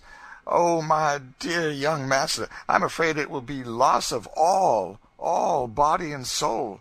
The good book says it biteth like a serpent and stingeth like an adder, my dear massa." Tom's voice choked, and the tears ran down his cheeks. "You poor silly fool," said St. Clair, with tears in his own eyes. "Get up, Tom. I'm not worth crying over." But Tom wouldn't rise, and looked imploringly. "Well, I won't go to any more of their cursed nonsense, Tom," said St. Clair. "On my honor, I won't. I don't know why I haven't stopped long ago. I've always despised it, and myself for it. So, now, Tom, wipe up your eyes, and go about your errands. Come, come," he added, "no blessings. I'm not so wonderfully good now," he said, as he gently pushed Tom to the door. "There, I'll pledge my honor to you, Tom, you don't see me so again," he said, and Tom went off, wiping his eyes with great satisfaction. "I'll keep my faith with him, too," said St. Clair, as he closed the door. And St. Clair did so, for gross sensualism in any form was not the peculiar temptation of his nature. But all this time, who shall detail the tribulations manifold of our friend Miss Ophelia, who had begun the labors of a Southern housekeeper? There is all the difference in the world in the servants of Southern establishments, according to the character and capacity of the mistresses who have brought them up. South, as well as North, there are women who have an extraordinary talent for command and tact in educating. Such are enabled, with apparent ease, and without severity, to subject to their will, and bring into harmonious and systematic order, the various members of their small estate, to regulate their peculiarities, and to balance and compensate the deficiencies of one by the excess of another, as to produce a harmonious and orderly system. Such a housekeeper was Mrs. Shelby, whom we have already described, and such our readers may remember to have met with. If they are not common at the South, it is because they are not common in the world. They are to be found there as often as anywhere, and, when existing, find in that peculiar state of society a brilliant opportunity to exhibit their domestic talent. Such a housekeeper Marie St. Clair was not, nor her mother before her. Indolent and childish, unsystematic and improvident, it was not to be expected that servants trained under her care should not be so likewise, and she had very justly described to Miss Ophelia the state of confusion she would find in the family, though she had not ascribed it to the proper cause. The first morning of her regency Miss Ophelia was up at 4 o'clock, and having attended to all the adjustments of her own chamber, as she had done ever since she came there, to the great amazement of the chambermaid, She prepared for a vigorous onslaught on the cupboards and closets of the establishment, of which she had the keys. The storeroom, the linen presses, the china closet, the kitchen and the cellar, that day all went under an awful review. Hidden things of darkness were brought to light to an extent that alarmed all the principalities and powers of kitchen and chamber, and caused many wonderings and murmurings about "dese yer northern ladies" from the domestic cabinet. Old Dinah, the head cook, and principal of all rule and authority in the kitchen department, was filled with wrath at what she considered an invasion of privilege. No feudal baron in Magna Carta times could have more thoroughly resented some incursion of the crown. Dinah was a character in her own way, and it would be injustice to her memory not to give the reader a little idea of her. She was a native and essential cook, as much as Aunt Chloe, cooking being an indigenous talent of the African race. But Chloe was a trained and methodical one, who moved in an orderly domestic harness, while Dinah was a self-taught genius, and, like geniuses in general, was positive, opinionated, and erratic to the last degree. Like a certain class of modern philosophers, Dinah perfectly scorned logic and reason in every shape, and always took refuge in intuitive certainty, and here she was perfectly impregnable. No possible amount of talent, or authority, or explanation could ever make her believe that any other way was better than her own, or that the course she had pursued in the smallest matter could be in the least modified. This had been a conceded point with her old mistress, Marie's mother, and Miss Marie, as Dinah always called her young mistress, even after her marriage, found it easier to submit than contend, and so Dinah had ruled supreme.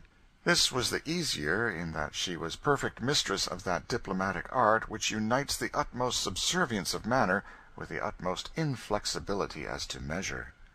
Dinah was mistress of the whole art and mystery of excuse-making, in all its branches. Indeed, it was an axiom with her that the cook can do no wrong, and a cook in a Southern kitchen finds abundance of heads and shoulders on which to lay off every sin and frailty, so as to maintain her own immaculateness entire. If any part of the dinner was a failure, there were 50 indisputably good reasons for it, and it was the fault undeniably of 50 other people, whom Dinah berated with unsparing zeal. But it was very seldom that there was any failure in Dinah's last results. Though her mode of doing everything was peculiarly meandering and circuitous, and without any sort of calculation as to time and place, though her kitchen generally looked as if it had been arranged by a hurricane blowing through it, and she had about as many places for each cooking utensil as there were days in the year, yet, if one would have patience to wait her own good time, up would come her dinner in perfect order, and in a style of preparation with which an epicure could find no fault. It was now the season of incipient preparation for dinner. Dinah, who required large intervals of reflection and repose, and was studious of ease in all her arrangements, was seated on the kitchen floor, smoking a short stumpy pipe, to which she was much addicted, and which she always kindled up as a sort of censer whenever she felt the need of an inspiration in her arrangements. It was Dinah's mode of invoking the domestic muses. Seated around her were various members of that rising race with which a Southern household abounds, engaged in shelling peas, peeling potatoes, picking pin-feathers out of fowls, and other preparatory arrangements, Dinah every once in a while interrupting her meditations to give a poke or a rap on the head to some of the young operators, with the pudding-stick that lay by her side. In fact, Dinah ruled over the woolly heads of the younger members with a rod of iron, and seemed to consider them born for no earthly purpose but to save her steps, as she phrased it. It was the spirit of the system under which she had grown up, and she carried it out to its full extent. Miss Ophelia, after passing on her reformatory tour through all the other parts of the establishment, now entered the kitchen. Dinah had heard, from various sources, what was going on, and resolved to stand on defensive and conservative ground, mentally determined to oppose and ignore every new measure without any actual observable contest. The kitchen was a large brick-floored apartment, with a great old-fashioned fireplace stretching along one side of it, an arrangement which St. Clair had vainly tried to persuade Dinah to exchange for the convenience of a modern cook-stove. Not she, no Puseyite. Note, Edward Bouverie Pusey, 1800 to 1888, champion of the orthodoxy of revealed religion, defender of the Oxford movement, and Requiescat professor of Hebrew and Canon of Christ Church, Oxford.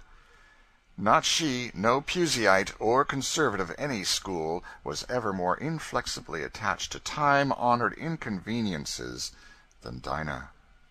When St. Clair had first returned from the North, impressed with the system and order of his uncle's kitchen arrangements, he had largely provided his own with an array of cupboards, drawers, and various apparatus to induce systematic regulation, under the sanguine illusion that it would be of any possible assistance to Dinah in her arrangements.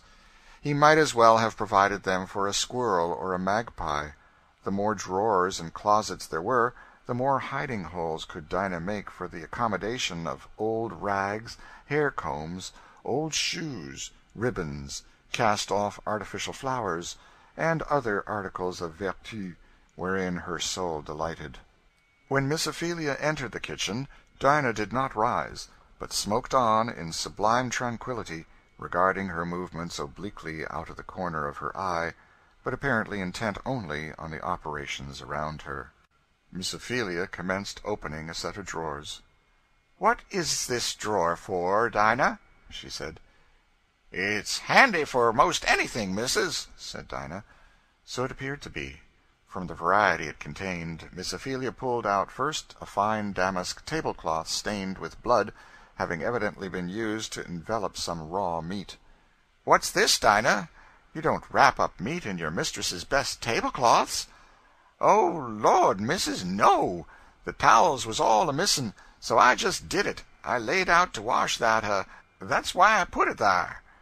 "Shiftless," said Miss Ophelia to herself, proceeding to tumble over the drawer, where she found a nutmeg-grater and 2 or 3 nutmegs, a Methodist hymn-book, a couple of soiled Madras handkerchiefs, some yarn and knitting-work, a paper of tobacco and a pipe, a few crackers, 1 or 2 gilded china saucers with some pomade in them, 1 or 2 thin old shoes, a piece of flannel carefully pinned up enclosing some small white onions, several damask table-napkins, some coarse crash-towels, some twine and darning needles, and several broken papers, from which sundry sweet herbs were sifting into the drawer.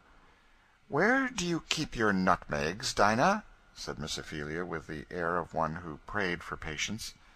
"Most anywhere, missus. There's some in that cracked teacup up there, and there's some over in that ar cupboard." "Here are some in the grater," said Miss Ophelia, holding them up. "Laws, yes, I put 'em there this morning. I likes to keep my things handy," said Dinah. "You, Jake, what are you stopping for? You'll cotch it. Be still there," she added, with a dive of her stick at the criminal. "What's this?" said Miss Ophelia, holding up the saucer of pomade. "Law, it's my grease. I put it there to have it handy." "Do you use your mistress's best saucers for that?" "Law, it was 'cause I was driv in sich a hurry. I was gwine to change it this very day." "Here are 2 damask table-napkins." "Them table-napkins I put there to get 'em washed out some day." "Don't you have some place here on purpose for things to be washed?" "Well, Massa St. Clair got that ar chest, he said, for that. But I likes to mix up biscuits and have my things on it some days, and then it ain't handy a lifting up the lid." "Why don't you mix your biscuits on the pastry table there?" "Law, miss, it gets sot so full of dishes, and one thing and another, and there ain't no room no way." "But you should wash your dishes and clear them away." "Wash my dishes!" said Dinah, in a high key, as her wrath began to rise over her habitual respect of manner. "What does ladies know about work, I want to know? When'd master ever get his dinner if I was to spend all my time a-washing and putting up dishes? Miss Marie never telled me so, nohow." "Well, here are these onions." "Laws, yes," said Dinah. "There is where I put 'em now. I couldn't remember. Them's particular onions I was a-saving for dis yar very stew. I'd forgot they was in that ar old flannel."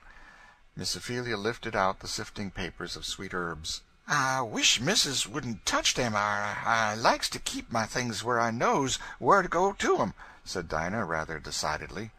"But you don't want these holes in the papers?" "Them is handy for sifting on out," said Dinah. "But you see it spills all over the drawer." "Laws, yes. If missus will go a-tumbling things all up so, it will. Missus has spilt lots dat our way," said Dinah, coming uneasily to the drawers. "If missus only will go upstairs till my clarin' up time comes, I'll have everything right, but I can't do nothing when ladies is round a-hinderin'." "You, Sam, don't you give the baby dat ar sugar bowl. I'll crack you over if you don't mind." "I'm going through the kitchen, and going to put everything in order once, Dinah, and then I'll expect you to keep it so." "Lor, now, Miss Phelia, dat ar ain't no way for ladies to do. I never did see ladies doing no sich. My old missus nor Miss Marie never did, and I don't see no kinder need on't." And Dinah stalked indignantly about, while Miss Ophelia piled and sorted dishes, emptied dozens of scattering bowls of sugar into one receptacle, sorted napkins, tablecloths, and towels for washing, wiping, and arranging with her own hands, and with a speed and alacrity which perfectly amazed Dinah. "Lord, now, if dat ar de way dem Northern ladies do, dain't ladies nohow," she said to some of her satellites when at a safe hearing distance. "I has things as straight as anybody, when my clarin' up times comes, but I don't want ladies round a-henderin' and getting my things all where I can't find 'em." To do Dinah justice, she had, at irregular periods, paroxysms of reformation and arrangement, which she called clarin' up times, when she would begin with great zeal, and turn every drawer and closet wrong side outward, onto the floor or tables, and make the ordinary confusion sevenfold more confounded. Then she would light her pipe, and leisurely go over her arrangements, looking things over and discoursing upon them, making all the young fry scour most vigorously on the tin things, and keeping up for several hours a most energetic state of confusion, which she would explain to the satisfaction of all inquirers by the remark that she was a-clarin' up. She couldn't have things a-gwine on so as they had been, and she was gwine to make these yar young ones keep better order. For Dinah herself, somehow, indulged the illusion that she, herself, was the soul of order, and it was only the young uns and the everybody else in the house that were the cause of anything that fell short of perfection in this respect. When all the tins were scoured, and the tables scrubbed snowy white, and everything that could offend tucked out of sight in holes and corners, Dinah would dress herself up in a smart dress, clean apron, and high, brilliant Madras turban, and tell all marauding young uns to keep out of the kitchen, for she was gwine to have things kept nice. Indeed, these periodic seasons were often an inconvenience to the whole household, for Dinah would contract such an immoderate attachment to her scoured tin as to insist upon it that it shouldn't be used again for any possible purpose, at least till the ardor of the clarin' up period abated. Miss Ophelia, in a few days, thoroughly reformed every department of the house to a systematic pattern, but her labors in all departments that depended on the cooperation of servants were like those of Sisyphus or Danaïdes. In despair she one day appealed to St. Clair. "There is no such thing as getting anything like a system in this family." "To be sure there isn't," said St. Clair. "Such shiftless management, such waste, such confusion, I never saw." "I dare say you didn't." "You would not take it so coolly if you were housekeeper." "My dear cousin, you may as well understand, once for all, that we masters are divided into two classes, oppressors and oppressed. We who are good-natured and hate severity make up our minds to a good deal of inconvenience. If we will keep a shambling, loose, untaught set in the community for our convenience, why, we must take the consequence. Some rare cases I have seen, of persons who, by a peculiar tact, can produce order and system without severity, but I'm not one of them, and so I made up my mind long ago to let things go just as they do. I will not have the poor devils thrashed and cut to pieces, and they know it, and of course they know the staff is in their own hands." "But to have no time, no place, no order, all going on in this shiftless way." "My dear Vermont, you natives up by the North Pole set an extravagant value on time. What on earth is the use of time to a fellow who has twice as much of it as he knows what to do with? As to order and system, where there is nothing to be done but to lounge on the sofa and read, an hour sooner or later in breakfast or dinner isn't of much account. Now, there's Dinah gets you a capital dinner, soup, ragout, roast fowl, dessert, ice creams and all, and she creates it all out of chaos and old night down there in that kitchen. I think it really sublime the way she manages.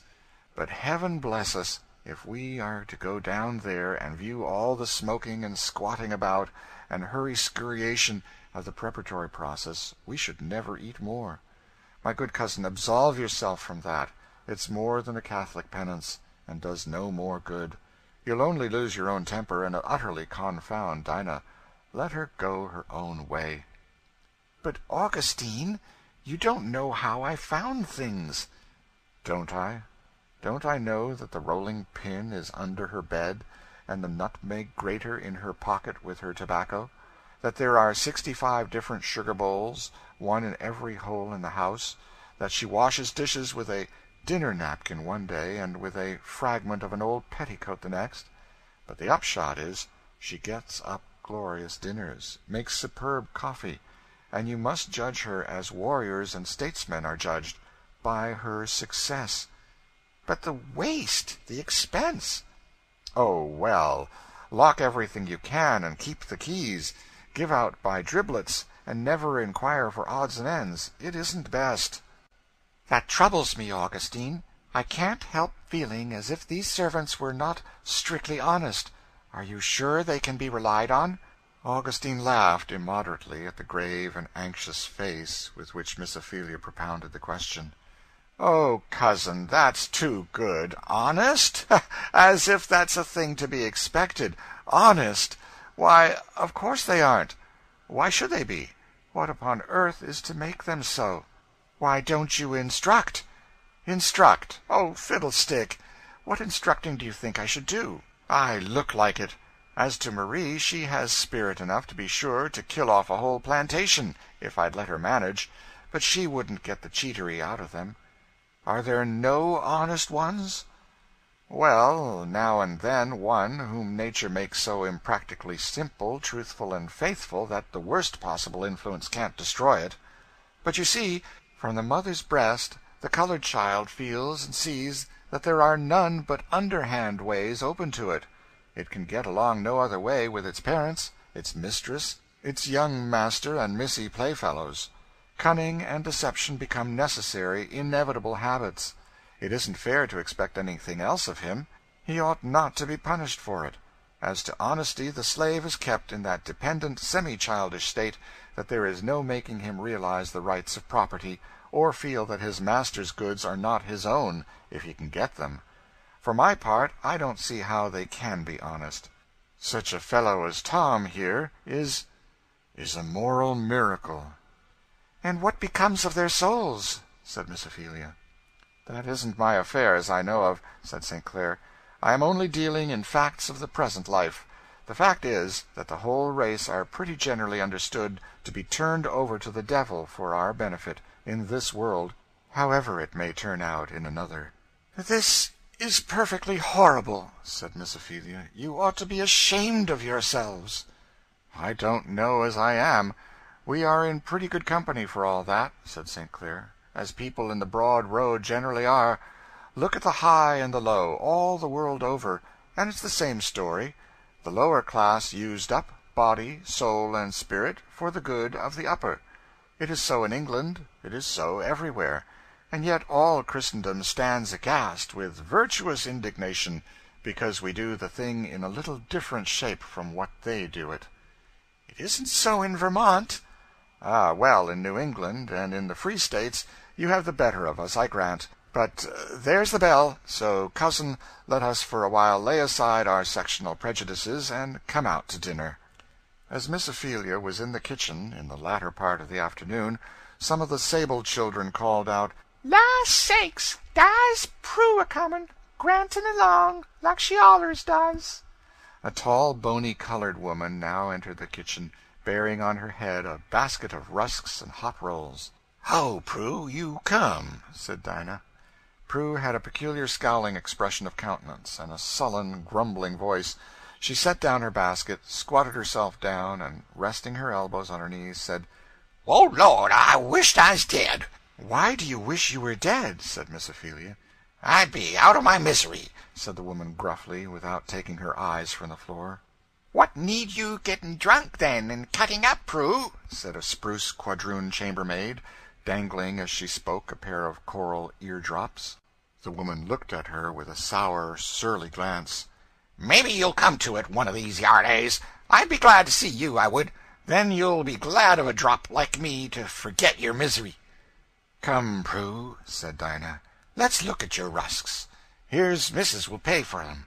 Miss Ophelia took out a couple of dozen. "There's some tickets in that old cracked jug on the top shelf," said Dinah. "You, Jake, climb up and get it down." "Tickets? What are they for?" said Miss Ophelia. "We buy tickets of her massa, and she gives us bread for 'em. And they counts my money and tickets when I gets home, to see if I's got the change, and if I hadn't, they half kills me." "And serves you right," said Jane, the pert chambermaid. "If you will take their money to get drunk on, that's what she does, missus. And that's what I will do. I can't live no other ways. Drink and forget my misery." "You are very wicked and very foolish," said Miss Ophelia, "to steal your master's money to make yourself a brute with." "It's mighty likely, missus, but I will do it. Yes, I will. Oh, Lord, I wish I's dead, I do. I wish I's dead and out of my misery." And slowly and stiffly the old creature rose and got her basket on her head again, and before she went out she looked at the quadroon girl, who still stood playing with her eardrops.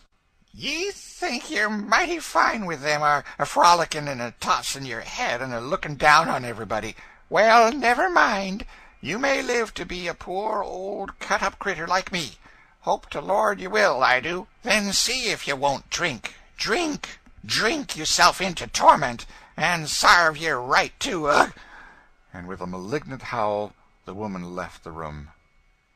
"Disgusting old beast," said Adolphe, who was getting his master's shaving water.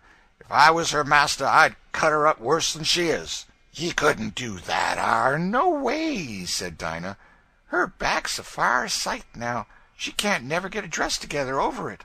"I think such low creatures ought not to be allowed to go round to genteel families," said Miss Jane. "What do you think, Mr. St. Clair?" she said, coquettishly tossing her head at Adolphe.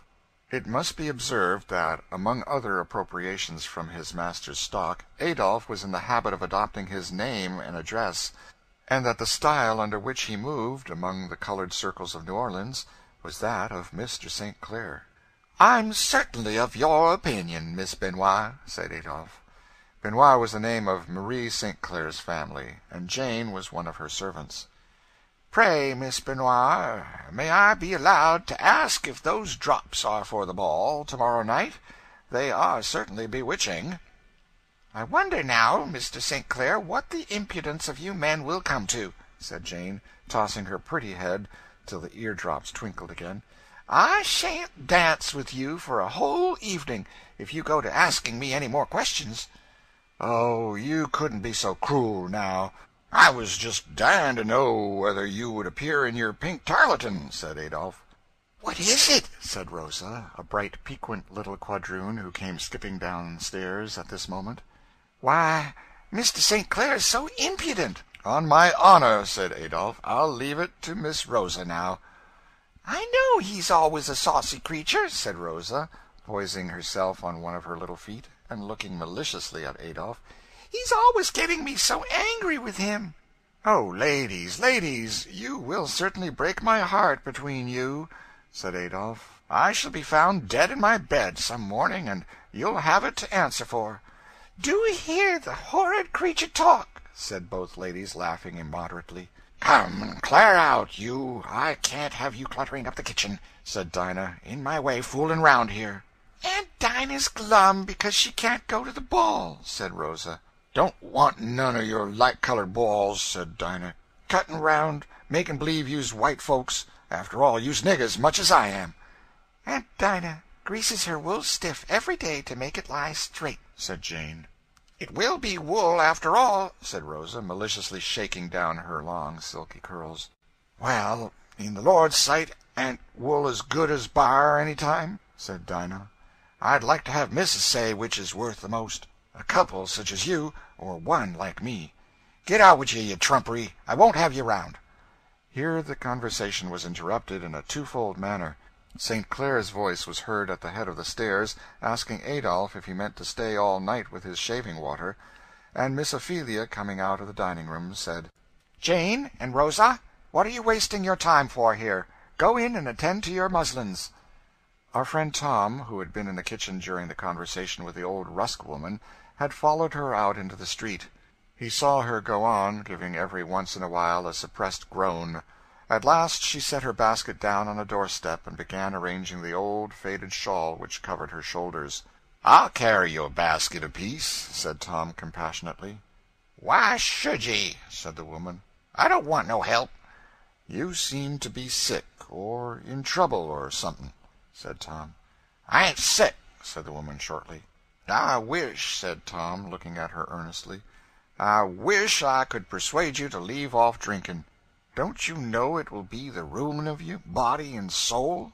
"I knows I'm going to torment," said the woman sullenly.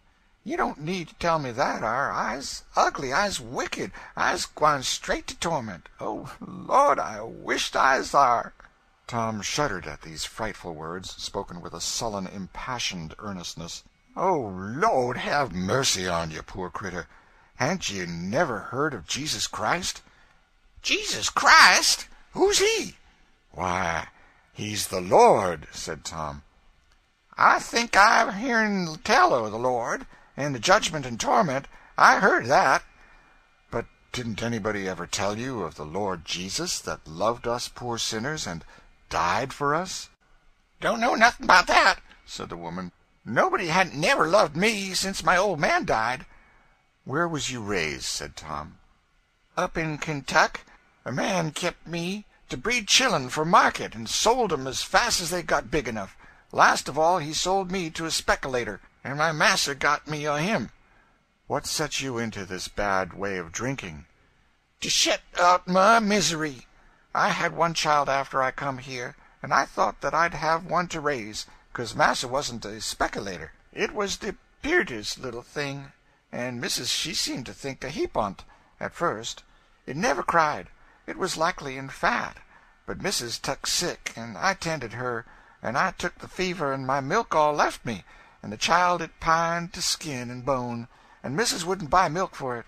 She wouldn't hear to me when I telled her I hadn't milk. She said she knowed I could feed it on what other folks eat, and the child kinder pined, and cried, and cried, and cried, day and night, and got all gone to skin and bones, and missus got sot agin it, and she said 'twasn't nothing but crossness.